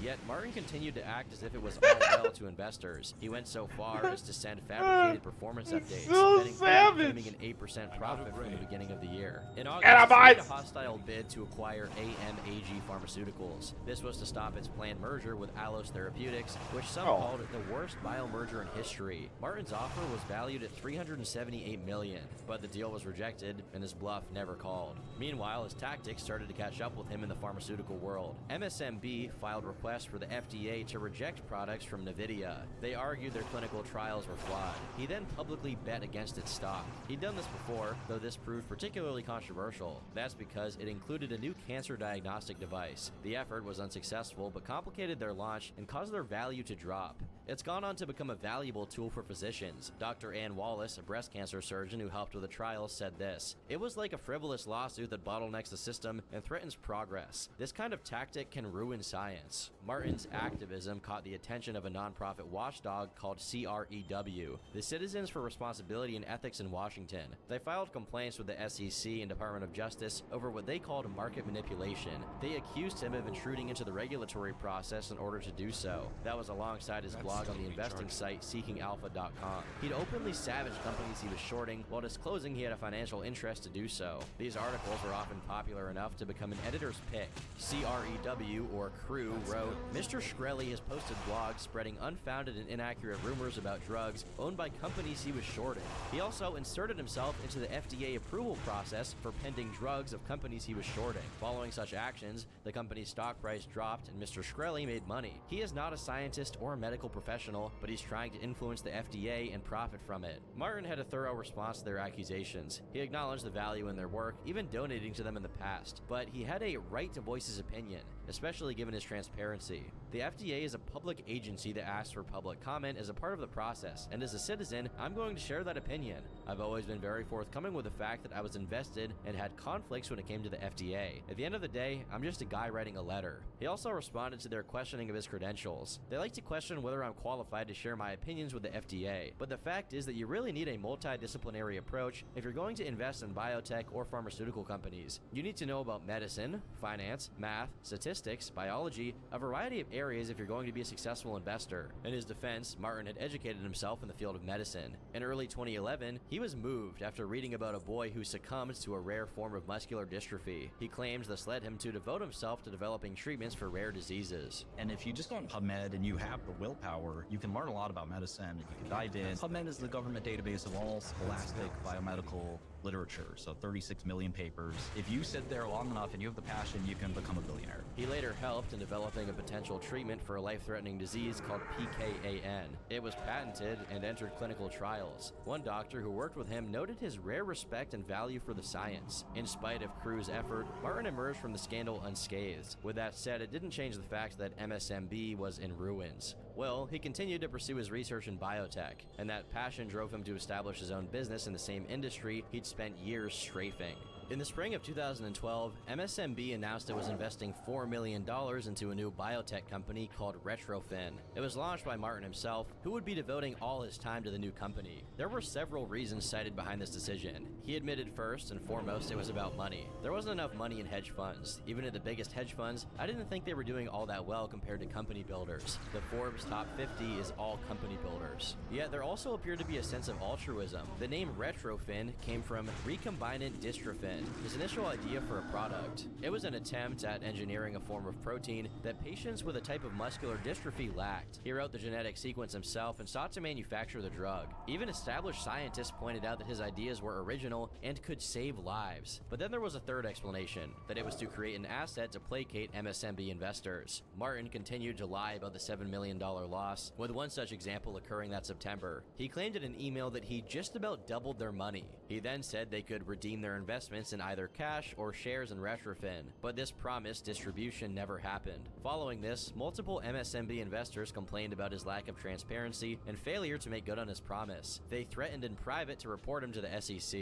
This may shed light on what Retrofin did next. In late 2012, Shkreli took the company public through what is called a reverse merger. By using an existing publicly traded shell, he acquired shares that could be sold to investors. This maneuver is so notorious that the SEC has explicitly warned investors against them. But Martin was able to quell concerns. Not only were speculative biotech stocks popular, but his ideas seemed promising. Because of this, he was able to raise $9 million, turning him into a multi-millionaire. That momentum didn't stop either. Retrofin went on to raise an additional $100 million over the next 2 years. In spite of these impressive numbers, Martin had issues accessing the public market for capital. So you can imagine the importance of a private deal from Roth Capital worth $10 million. It came in May of 2014 alongside $4 million of Series A funding. This finally allowed him to follow through with his original plan. While investors were lured in with the prospect of developing new drugs, that wasn't the plan. Early on, Martin fixated on acquiring obsolete remedies. This is because it'd allow him to inflate their prices. He first intended to buy 2 drugs used to treat Wilson disease, but the deal fell through, with the owners jacking it up themselves. In the case of Cyprine, they went from returns of $200,000 to $10 million per month. Martin admitted in an interview this was the initial idea for Retrofin. Well, this financing allowed him to acquire the rights for 2 different drugs, Chenadol and Thiola. The former was priced up 5-fold, yet somehow the latter got it even worse. Thiola is used to treat a rare form of kidney stones. The disease is genetic, and there is no cure. It was marked up 2,000%, going from $1.50 to $30 per pill. Keep in mind, patients must take 10 to 15 pills every day. This led to backlash in the pharmaceutical world. Derek Lowe of Science Magazine called it the most unconscionable drug price hike I have yet seen. Now, this is probably the time to talk about Martin's leadership at the company. He'd been regarded as a boy genius. That's why he was able to raise funds. Yet, as Retrofin grew, things began to fall apart. Projects behind schedule, deadlines missed, promises unfulfilled. Martin was overwhelmed and unable to focus as CEO. Then there was his immaturity. His corner office was stocked with an arsenal of Nerf guns. Okay, we can overlook that, but investors couldn't overlook his inflammatory and potentially unethical use of Twitter. Ever since creating his account in 2011, he developed somewhat of a habit. His tweets varied from his love for Katy Perry to updates about his company. This garnered a small but important audience of investors. That detail is important context for a tweet he made on May 29th. Everyone having a nice day? He then replied, "This is one of the best days of my life." An hour later, Retrofin announced their acquisition of Thiola, and shares shot up 1.3%. The otherwise innocuous tweets were questioned for potentially signaling material information. If true, those in the replies had gotten the message. One even claimed to have purchased 1,000 shares to celebrate. This alleged faux pas was questioned by a reporter for Bloomberg. His first reply was simply, "I think the journo who wrote this is a moron. Lol." But then he CC'd his attorney, arguing it was ridiculous. The interaction was published in an article denoting, "This much is clear. Shkreli is never boring." Though Shkreli denied the claim, he was confronted by Retrofin's board of directors. They took issue with the May 29th tweet as well as another from June. "Lots of bio babes here in SD. Stop by the Retrofin booth." It angered them so much they demanded he stop tweeting about the company. He obliged. Yet curiously, another incident occurred shortly after. 3 anonymous accounts surfaced on Twitter with names like Thug Bioanalyst. They expressed support for Retrofin and called out other stocks in, quote, ghetto slang. These accounts were later found to be under the control of an unidentified Retrofin employee. That's because the IP address of one of the aliases matched their headquarters. This led a large shareholder to lodge a complaint urging Shkreli to end the social media mischief. Activity from all 3 accounts stopped on July 8th. His public response was, "I don't surveil my employees for what they tweet about. Who gives a shit?" There was more meaning to Martin's cryptic tweet than just their acquisition. When he founded the company, a single share was worth 10 cents. By the Thiola deal, it reached $20, a 2,200% return. He seemed assured of the future, purchasing even more in the preceding months. But on May 30th, he sold over 290,000 of his own shares, netting a profit of $4.5 million. The stock price quickly dropped, and by August had cut in half. It was unclear at the time why he'd done it, though one thing's for certain. It's weird that they're talking about stock markets because it's making me think about a game I play. 30th, the Retrofin board is I don't play it a lot anymore, but it's a game I absolutely fucking love. I just love the game, and it's called Railroad Tycoon 3, and you actually can have stocks in that game, and you don't start out with owning all the stocks in your own company, and if your company starts doing well, your company will start to split the stock, and there's like a valuable thing. It's an interesting mechanic in the game where you can utilize it to take over other companies that you're playing against. So I just like to play the game normally in the sense that I don't play against anybody. I just want to build railroads and post offices and maybe a meat factory. I don't know. Depends on if there's enough cattle around. You know, stuff like that. Yeah, but I know it doesn't make any sense to what we're watching, but it just kind of hit me in the head, and I just wanted to share that with you. You're welcome. decided to remove him as CEO. He was replaced by Stephen Aslage, an employee he'd first hired in 2012. Within weeks, I didn't miss anything. This is a new Come the quest. weekend, he was already setting up offices for his next venture. In February of 2015, Martin unveiled Turing Pharmaceutical. It was named after Alan Turing, the British mathematician who helped crack Nazi codes. He would end up purchasing one of the machines that helped crack Nazi Enigma codes, finding it symbolic. I'm conflicted because it's a Nazi relic. It's like owning a gas chamber. Like, what the f?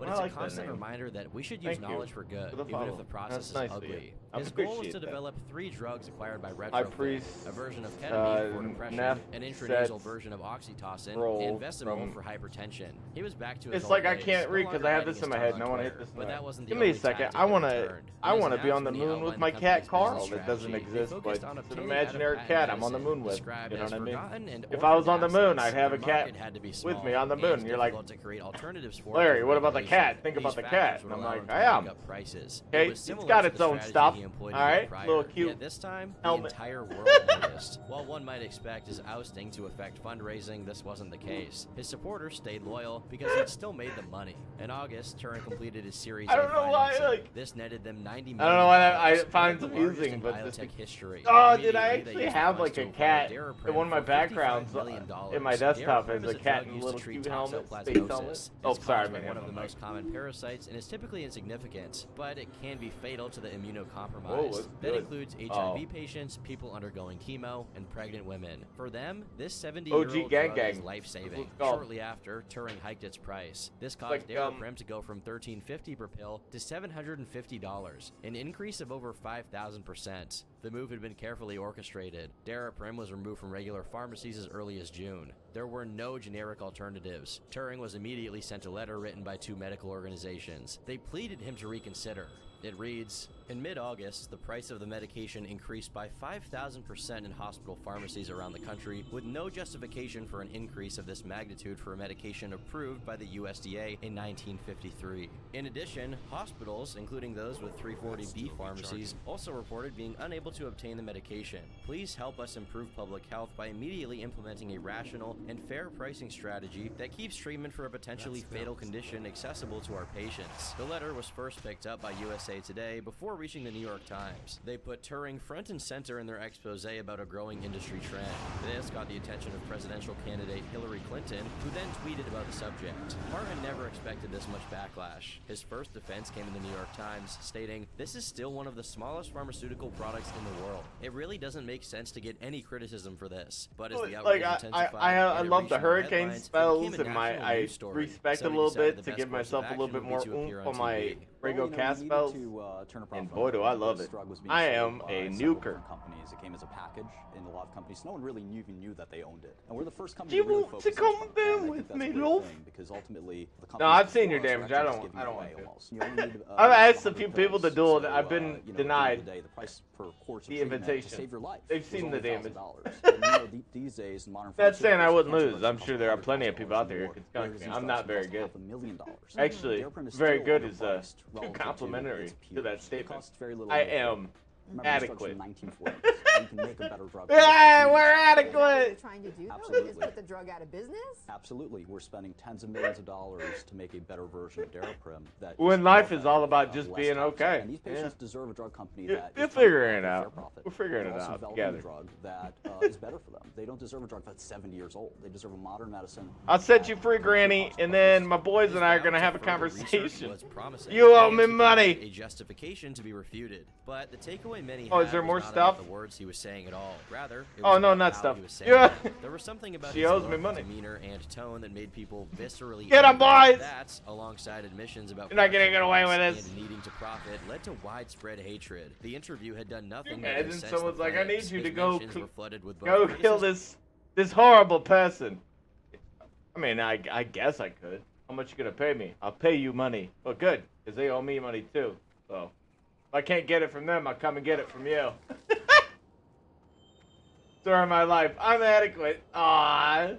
and hate. So he doubled down. Nah. He started combating reporters. Being by adequate calling gets them you through names. life, though. You And ever he think started about that? responding to people with Eminem lyrics. And it seems like the media making it. immediately points a finger at me. And So if I you don't point think one that's an back at him, achievement, but not I'll the tell you index what. or pinky. Billions of those Reveling other in the attention members as more and that more was in figures that spoke out pool of against him. sperm that you were included in. Donald Trump, who called him a Guess who spoiled came out brat on that top? thought he was hot You stuff. did. That guy is nothing. He's zero. He's nothing. He ought to be ashamed of Uh-oh. himself.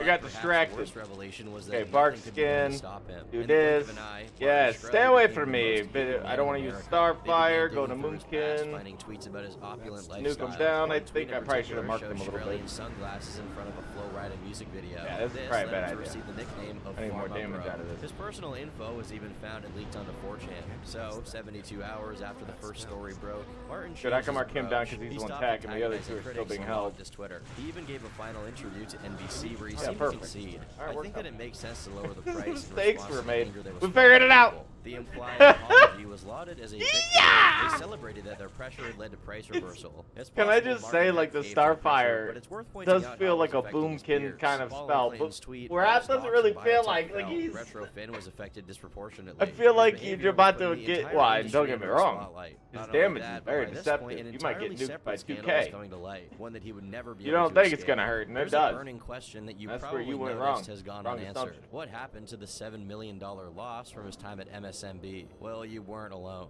In February, I went to the gas 2015, station this Retro morning. Finn alleged Oh the my true god, reason for dude. Shkreli's I love those departure ladies. was a fight They're a with bunch FCC. of old They ladies. claimed he had They're the so company pass off sweet. legal settlements as consulting agreements. This allowed Okay, him to okay, covertly okay. settle When I say disputes. sweet, they're not. These gals are not like, oh dear, would you like tea? How are you? No, they're like, hey. Okay, I don't have a good example of sass right now for some reason. My brain went without it sounding really mean, but they're sassy, and I love how it's said. Like, it's only because like I was being a smart ass to one of them. I wish I was better at telling some of my interactions. But I was being a smart ass, and man, if I had taken the time to think about the interaction before I told the story, but I just kind of jumped on it and was like, yeah, this happened to me, because I don't got a lot that goes on with my in the real world. You know what I mean? It's not an active life. So sometimes talking to the old ladies at the end of the street makes my day.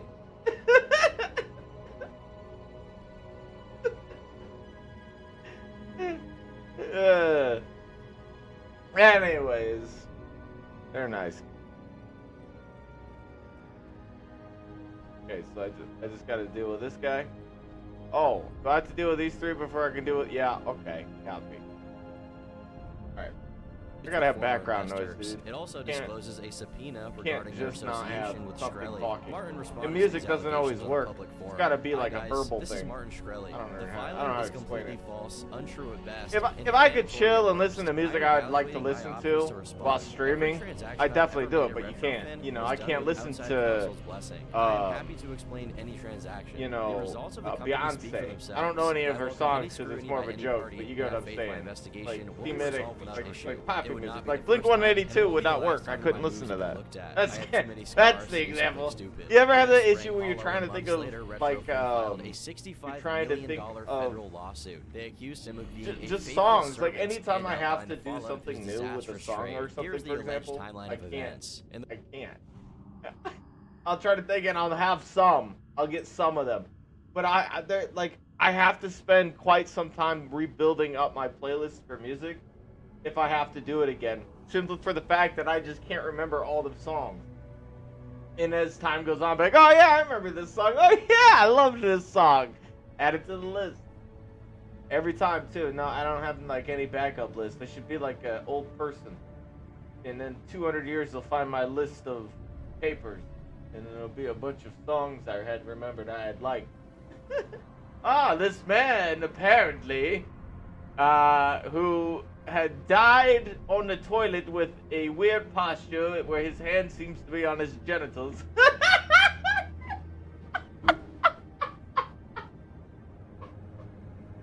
What a horrible imposition to be put in, to be honest.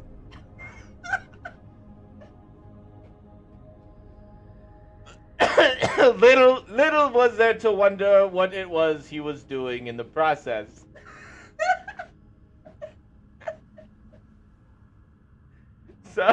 Some historians believe he was merely taking a poo, but in the process of the fact that his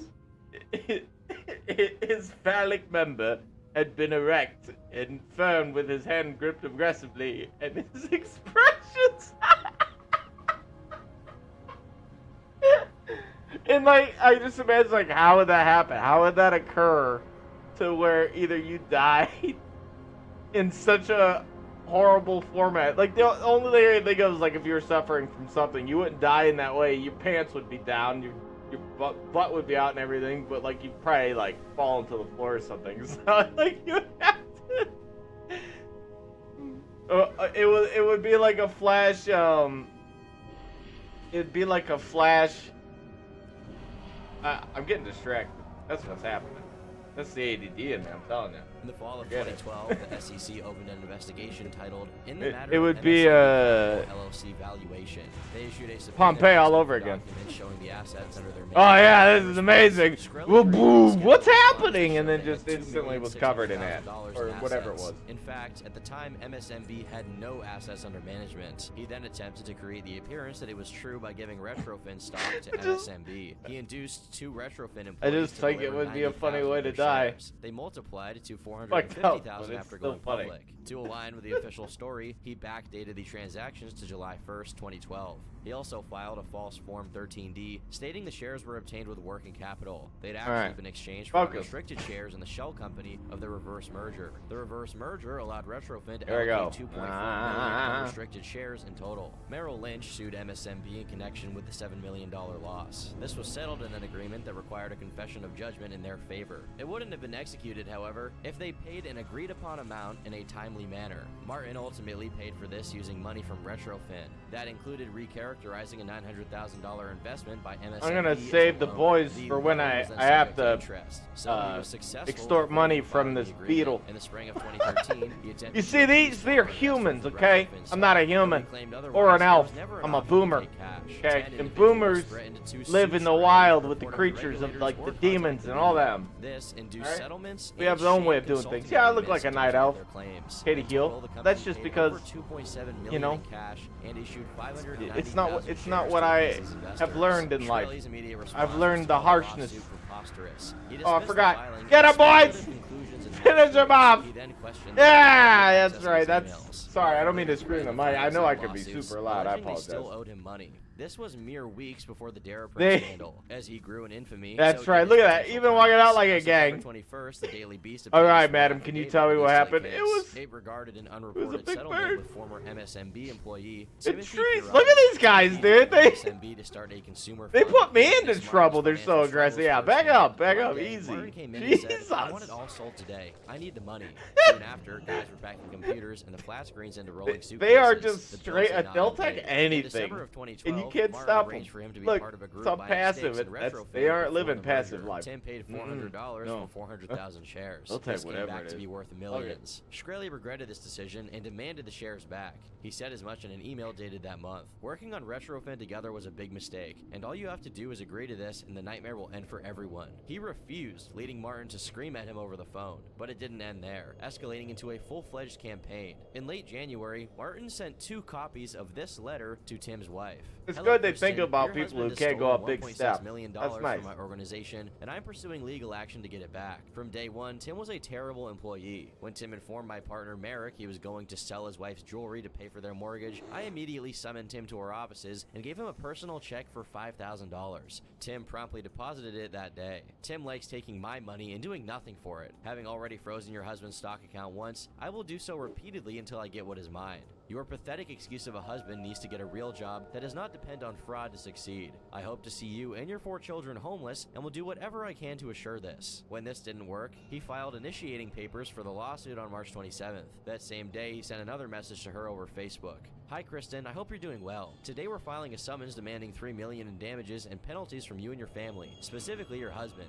I'm going to be sending copies of the Don't throw the hope you're doing well, because you don't hope she's doing well. You're telling her just that she and her family go homeless prior to this. Don't ruin the great name of I hope you're doing well by writing it and then telling them you're suing them for $3 million. That is outrageous. How dare this man? Just say, hey bitch, we're charging you.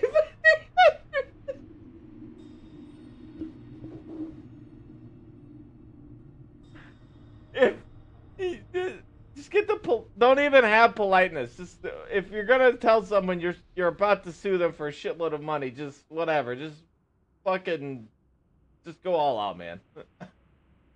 Commons with notice to everyone you and your husband know. Don't get me and wrong, probably the subpoena you and guy your himself contacts. is sleazy. He sent another reading, "How do you sleep at night? Your husband stole millions from me." He later texted her phone number, simply, "Hey sweetheart." With his intimidation tactics being ignored, the harassment intensified. He attempted to contact his father, brother, and 14-year-old son, but was unsuccessful. Hey, how about you However, stop he looking did at that manage to globe, reach their whatever that is? 16-year-old How about son, they go Martin. away too? Hey, I'm a friend of your father. Yeah. Okay, so why did you friend me? I'm surprised you don't know who I am. I was your dad's boss. Oh. Okay, so why did you friend me? Because I want to know more about your dad. Okay. He betrayed me. He stole $3 million from me. Doubt it. I sued him. Ask him about it. He took $3 million that didn't belong to him. But the most severe Doubt it. allegation occurred after Christmas Day. 5 of Timothy's online accounts were breached over the span of 24 hours. This included his AOL, I'll tell you what, I'm Gmail, starting to wish I had the Twitter, ability to hit and things, because Facebook. these guys They are were gonna all face used to hump me post if I a don't complaint kill this against him guy. from Retrofin. On an unrelated Oh my note, gosh. Martin Oh, had he's gonna kill me. similarly posted that same documents on Timothy's Facebook page months earlier. You Because of jerk! This, they went to the authorities. Get and him, filed a boys! police report. There, Timothy provided a full recount of the harassment against his family. This led the officer to contact Shkreli yes! over the phone. The interaction is described in the police report. Be out of Martin mana! initially denied Yes, knowing beat him, Tim boys! before claiming he Yes! hadn't talked to him in years. They don't Well, miss. At least a year. Upon being presented the accusations, Martin said he hadn't talked to Mr. Pirati in over a year. So how could he be harassing him? The officer wrote, "I suggested he listen to what I was advising him of. Wait, do I and gotta not try to climb make stairs or denials based something? on semantics. Oh, they He got used it. Martin Good to job, boys. constitute harassment if it continued, to which Shkreli hung up the phone. The next day, Shkreli left him a voicemail. He expressed regret that he felt harassed and fuck? apologized if he had anything to do with that. The lawsuit against Tim was discontinued thereafter. It was already bad enough that all this information was coming to light, but things were about to get even worse. On December 17th, 2015, Shkreli was arrested by the FBI on a federal indictment. He stood accused of securities fraud and faced a maximum of 20 years in prison. Oh, will While he being attack me? arrested, he was surrounded by cameras, appearing disheveled Apparently and not. broken. He resigned from Turing shortly thereafter. The entire internet Yeah. rejoiced, Oh, that likening was it to the awesome. fall of Bye-bye. the supervillain. Oh, Little did they know I that was was a role so Shkreli was confident. intent on fulfilling. By now, we've established that Martin was mischievous online, but there was always a level of restraint. He still made efforts to be liked and was Did affected I by do this? backlash. In 2014, he created an I account can't on have Reddit done to this. discuss his first price hike. This led to praise from critics as he was open to conversation. I'm he said so he had nothing to confused. hide and gave Oh, well-received arguments. Would you Maybe be I didn't bothered do at this. all if this causes someone to die? That would never happen. We have a free drug program and a copay assistance program. We spend a bunch of money Yes. making sure no patient ever gets left behind. The account went inactive until a year Oh, later that's when what he it was is. once again in hot water. He This time he wasn't does his welcomed in little the thing. slightest. His It's like he first starts response to the throw thread was to fit. someone quoting his response to a journalist. You hit him the He wrong replied, way. "I just don't like that Makes him particular mad. guy." The comment received almost 2,000 downvotes. That trend continued for every comment he made after. And there was no escape. A label he funded purely to support his love for punk and emo music cut ties. A month later, an article was Yes. published by a woman who matched with him on Tinder. The writer feigned romantic Oh, look at that, interest at damn it. first before inquiring about the controversy. She later published the conversation on Twitter and Mike.com. His Nice. face was I like plastered it. across protests, and even the Senate was looking to haul him in. The fact that he promised concessions did nothing to shake off the most hated title. Yet he also grew a small but loyal fan base. He was different from any other CEO they'd seen before. He had relatable interests, tweeting about music, video games, and memes. And most importantly, he was willing to lambast opponents in a way that was as scathing as it was entertaining. In early October, Turing hired 4 lobbyists sorry, to we're improve relations closed. with the federal government. They also hired a PR firm. Shortly after, Martin sent his Twitter back to public and returned Oh, in full gosh. force. How far can On I September get? 28th, Martin donated to presidential candidate Bernie Sanders. imagine he this gave is the it. maximum contribution an individual could make, there we $2,700. Martin explains that he agreed with most of his proposals, except his lambasting wrong of button. drug prices. He hoped his donation would afford him a private meeting to discuss the subject. It had the opposite effect. In a letter, Bernie disavowed I mean, I Shkreli and guess. refused to I accept could the just gift. take the initiative money to was put sent stuff to on an AIDS here. clinic instead. He then wrote, Like a "I don't pound. need money from people like Martin Shkreli and the billionaire class. I need you." This infuriated Shkreli, resulting in a massive Twitter tirade. I can't go through all of it, it's a little ridiculous. There was even a brief return from Thug Bioanalyst. What's the other one that but, here's a he can pretty do? funny chain of tweets. Aside from First, pound. Martin tweeted he was so I guess- angry at Bernie Sanders he could punch a wall. I Then guess he claimed to have something broken like his wrist and Rabbit, even right? posted a video of the supposed I wanted- X-ray. 2 hours later, he was playing his guitar. The tirade was tongue-in-cheek, with supporters And then praising what's his breathtaking Shred or trolling. whatever? As always, the media ate it up. In the midst of this, he wrote, Yeah. "All trolling aside, side, short. I've been inundated with support, resumes, and Ba-dum, even women who ba. want to date. I To don't think use the this whole form, world so dislikes me is I haven't had foolish. the Later reason that to month, invest Martin in it. posted an Ask Me Anything on Reddit, which went as well as you'd expect. He took it as an opportunity to give some Yeah, tongue-in-cheek you don't see responses. anything, buddy. In response to an aspiring hedge fund manager, he likened the job to a Freedom! casino. When asked what he learned from the media incident, he said, "Personally, this is the best possible way to get girls. Professionally, Oh, the media less is freedom. effective at creating Okay, and freedom! telling a story. I have had over 1,000 women reach out to me. One comment came from a doctor for charity. They Wait, called out his plan to research well, improvements, calling it Okay, scientifically I know I gotta inaccurate. turn It's this kind in of somewhere. counterintuitive to All say this that is you're going to solve turnable. this So problem I gotta when just it's not find. a problem Okay, as so we much go as the here whole then. reason of the drug. This, I find, is the main problem with your plan, that the solution is not worth $749. This became the top-rated comment, even receiving I'm news almost coverage. But 70, the and I AMA proved don't know important for another what reason. that means It's because it's for here me. that he was first invited I to imagine join I the Wall unlock Street more stuff. bets. Yes. WSB is a subreddit What's to your level? discuss stock 71? and option trading. Can I It soothe originally you? began to discuss Hey, riskier just chill out, investments dude. not allowed Nope, on I can't. r/investing, but it quickly developed Ah, a culture adopting pumpernickel. vulgar language and Get 'em, memes. boys! They described themselves as if 4chan found What a happened? Bloomberg terminal. Naturally, the community came to regard Martin highly as he fit right in. He became active, posting throughout the month. This led him to be given money. I like it when he like does a Instead, front he took the punch. chance to You know. advocate against their YOLO mentality. Where's the jar of Johnny offers butter? Insight on prospective stocks. Martin is a legend in Wall Street Bets history and is still mostly beloved. Honey, by where's its the users. butter? The experience was important in putting his Trees finger on the came pulse of in internet and culture. It taught him what was personable online. beat as me he got a for better it. grasp of What? clicked. That was helpful come November when he began live streaming on YouTube. I don't see Martin any explained injuries the on you. decision He succinctly. said I the think punches media hasn't wouldn't done a good leave job any of marks. portraying who I am. That'd be So it's a little terrible. It'd be easier for me horrible. to just say, That'd be okay, fucked well, up. I'll be as transparent as it gets. Here's my day job. He'd stream almost everything from conversations with reporters to banter with Turing employees. These broadcasts lasted upwards of 12 hours. All right, However, follow in this spite of his road. notoriety, it began rather quietly. He attracted about 40 to 70 viewers, accumulating just Wow, 2,000 this place is subscribers by early surprisingly December. big, it feels But like. that was going to change as he descended Explains the further fight into villain path. status. It was around this time that Turing reversed course. They announced the price of Daraprim wouldn't be lowered after all. Instead, the company would offer discounts to hospitals and other measures to ensure patients could afford the medicine. They pledged that no patient would ever be denied access to the drug. It did little to reassure most people, instead signaling he was once again the proclaimed face of greed. It was at this point that Martin bit the bullet on what many in his position would be too afraid to. The first is, if you could rewind the clock a few months, I wonder if you would do anything differently. I probably would have raised the price higher, is probably what I would have done. I think healthcare prices are inelastic.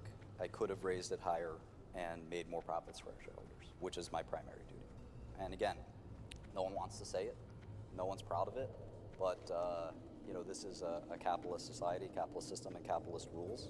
This won him a lot of negative coverage, but also respect from viewers who felt he said it how it is. And that was only the beginning, as December showed how comfortable he was in the spotlight. I mean, he got straight up arrested in the middle of the month, yet the next day he went back to live streaming on a $5 million bond. It's important at this point to establish Martin's love for purchasing rare art. Well, he didn't owned actually Picasso, pay which 5 he million, points out in 10% of interviews, 5 but million, larger but was his still, that's collection a of shitload of unreleased money. music. He claimed to own music from bands Five- like 500K? Nirvana, Radiohead, and the Beatles. My That's math right? unverified, My math but he doesn't did sound have a right. copy of Lil Wayne's The Carter 5 3 years before it came out. 20% This would is be a necessary million. context to understand his next beef. 10% In 2014, the rap group would be Wu-Tang Clan 500K. announced their 7th studio album, 500K. Once Upon a Time in Shaolin. No one was allowed to hear it for almost 100 years. The project had been recorded in secret over 6 years with a plan to elevate the art form. I gotta Only identify one some copy was made, statues. with the CD sealed in an engraved, handcrafted container. It was to be sold to the highest bidder, with a Whoa, contract stating it America. couldn't be released commercially Who is until this that 2103. That auction was held in early 2015, with the sale completed on Good August hunting. 26. They succeeded in their goal, with the album All selling right, he for wants $2 me to go million. take it. Sure, dude, I'll It take is care the of this most stuff before I expensive go work of across music the ever street. sold. Unfortunately for them, the person who bought it was Martin Shkreli.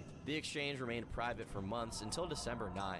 That day, Bloomberg published an article identifying him as its owner. It included an interview with both Shkreli and RZA, the leader of Wu-Tang. Martin recalls being worried that they'd pull out amid the Daraprim scandal. He then admitted to Ooh, not mama. having listened to the album. He was saving it for Oh, a special mama. occasion, like if Taylor Swift reached out. RZA, on the other hand, was ashamed. The sale of Once Upon a Time in Shaolin was agreed upon in May, well before Martin Shkreli's business practices came to light. We It's decided none to of give a these significant folk. portion of the proceeds to charity. The news hit Twitter like a bombshell, as collectors and listeners alike reacted in anguish. And I gotta He'd won define something elder. over them and flexed a $2 million purchase in the process. It became as tied to his name as Daraprim. Upon his arrest, some speculated the government could seize I the got album. range 2, the girl. FBI themselves would Focus dismiss this. tweeting, Yeah. "No seizure warrant at the Yeah. arrest of Martin Shkreli today," which means we didn't seize the Wu-Tang Clan album. A rumor began circulating Oh, over an yeah, you're alleged about to loophole get in his dunked contract. on. It claims the Oh, singer was yeah, that legally feels allowed good. to plan And this a is gonna hurt heist even harder. to steal the CD Oh. back. This was to be done by Yeah. members of Wu-Tang Clan, or Bill Murray. While untrue, Rizzo played into it.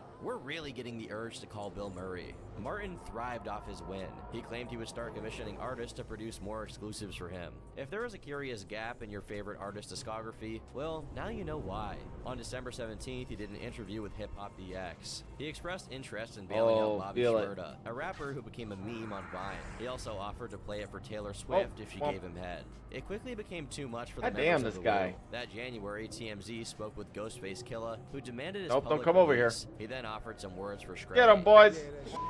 Yeah, brother. You don't take some AIDS pill that you have for, I guess, for $7 and then make it like $800.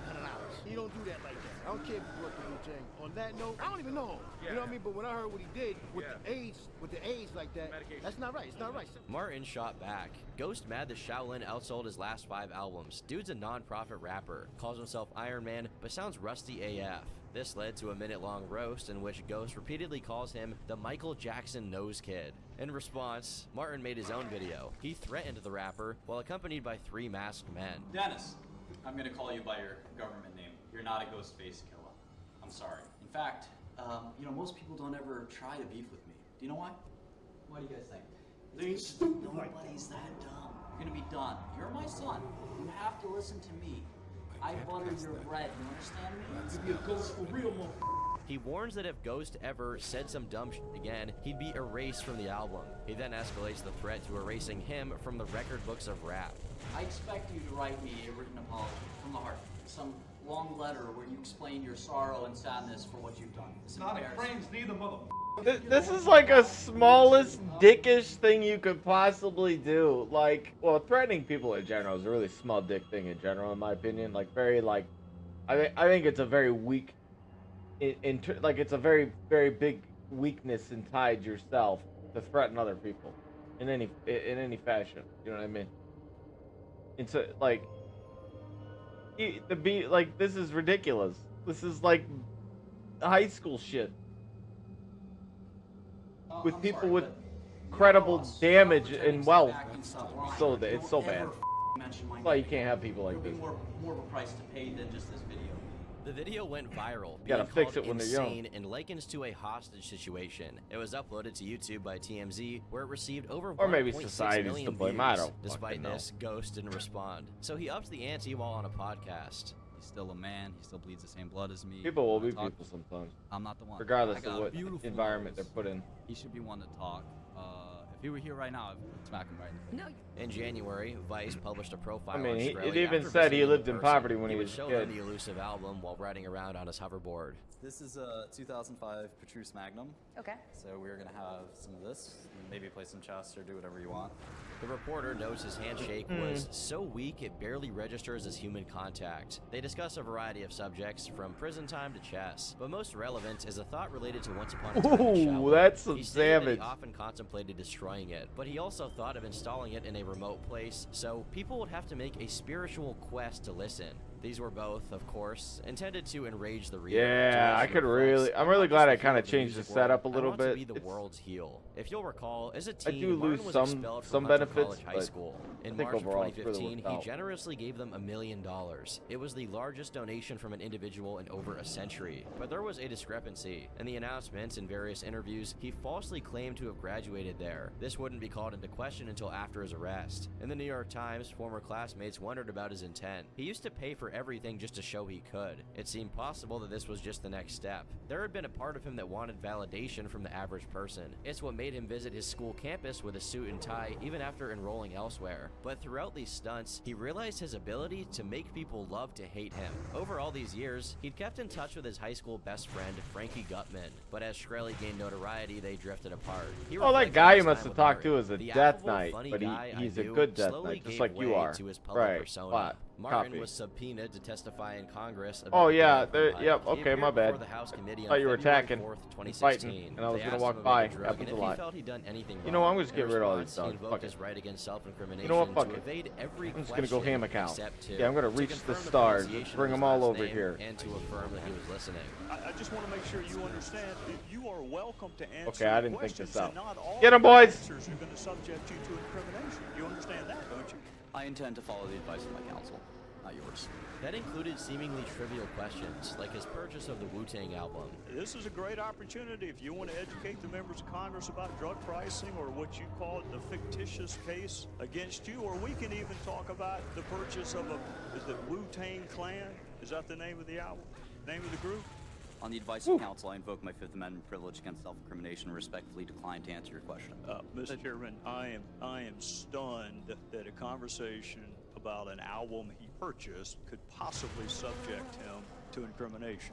His evasion angered the committee. Though he didn't offer many words, his demeanor said a lot. Each time he invoked the Fifth Amendment, a sly grin came across his face. He was laughing at them silently. Because of this, Representative Elijah Cummings rebuked him, as Shkreli appears unable to contain himself. You really are, sir. Rightly or wrongly, you've been viewed as a so-called bad boy, a farmer. You have a spotlight, and you have a platform. You could use that attention to come clean, to right your wrongs, and to become I have no water. one of the I wanna most finish this up and get effective some water. patient advocates in the country, and one that can make a big difference in so many people's lives. I Dude, know look at you're this smiling, guy's but I'm very face. serious, sir. The way I see it, My you can go down in gosh. history as the Hold on, I'll poster back it up a boy little bit so you can see it. one Look at his that can make a smugness big on him, difference in dude. so many people's lives. Ugh, I know you're ugh. smiling, but I'm very serious, sir. The way I see it, you can go down in history as the poster boy for greedy drug company executives, or you can change the system. Yeah, That's you. still I recharging. truly believe. Are you listening? That spell is ready. Yes. Shortly after he was dismissed from the hearing, he immediately went on Twitter to mock them. Hard to accept that these imbeciles represent the people in our government. It was sensationalized throughout the media, while viewers found it hilarious. They likened it to a South Park skit, as Congress was added to his trolling victims. That list was ever expanding as his YouTube presence grew. He began hanging out on a site called Blab, where he could host a room and take callers. It became a place for Dude, interviews, discussions, I and like even flight debates. A wide form range and of people stuff, joined but to I'm confront okay. him, I'm from still okay motivational with the running speakers to around. I got CNN used to it, journalists, and the leveling most up from 1 to aggressive 60. were often college But students. He'd face so I off don't with mind it, right? I adversaries kind of like in a weird way 18-year-old missed it, liberal, stubborn but I ignorance, like and flight the form. millennial know-it-all programmer. They Don't were get me decisive wrong. victories. These conversations But were I'm then okay with reposted by running his around. fans. Oh yeah, that's what. Whatever you want. I mean, so first I'm curious, what kind of a company? I'll come in here. Thank I'll bring you. some truth to it. So basically, what kind of company? Getting there. What kind of company is Athena Layer? If you want me to talk, then let me talk. I'm gonna share some points. Oh, a little saucy. What kind of company is that? You purchased a drug that's already existed. You hiked the price up on it beyond measure. You didn't do that for research purposes. You did that to make a profit, which profit isn't a bad thing. So what? But when you're doing it at the expense of other people's lives, that's a critical mistake. To have a conversation, you have to like raise a point that has Oh, thanks, Miranor. That's nice of you, dude. Your company is welcome. Oren Furu. Oh, we're going back in. Okay. You bought a drug that already exists. So let's go check what this out. Maybe there's more to it.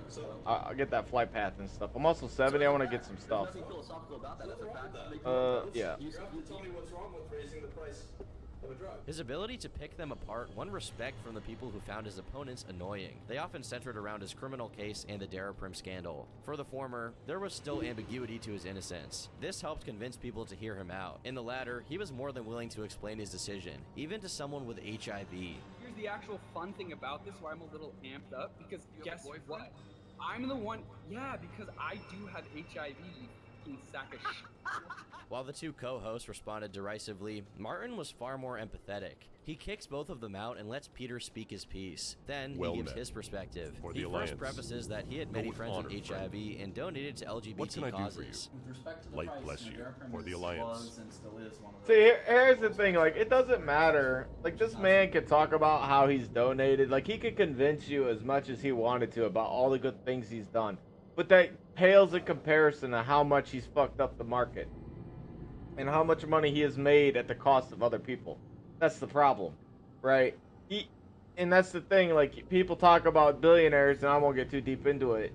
you just don't understand the economical negative damage they actually impact versus what they give in charity.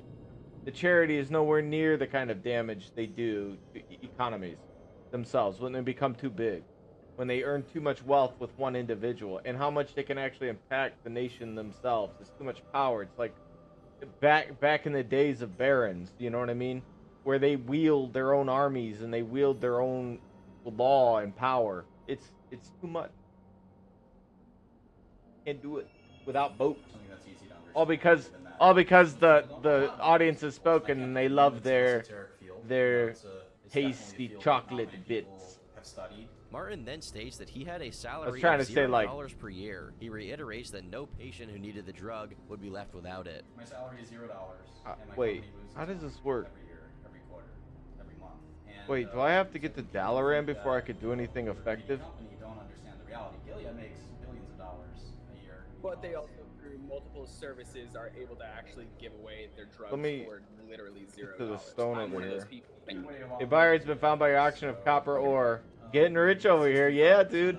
Dude, the one thing I have learned out of all the stuff that sells and doesn't sell, what does sell is resources. My potions don't sell. I can't sell them. People don't buy them. People only will buy any herbs that I sell, even if they're selling for pennies. I'm telling you. Even if the market is flooded with the bloom blossoms, where you're only making, you know, I could see on the market now if I was at the market, but we're heading over there here real soon.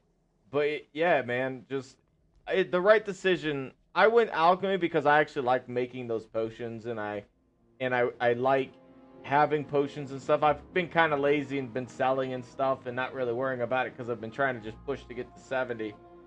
And get to 80, and I figure when I got to 80, I would just kind of backtrack what I haven't focused on. Because I actually picked up all my stuff up to 60, but it was expensive, and I didn't want to do it.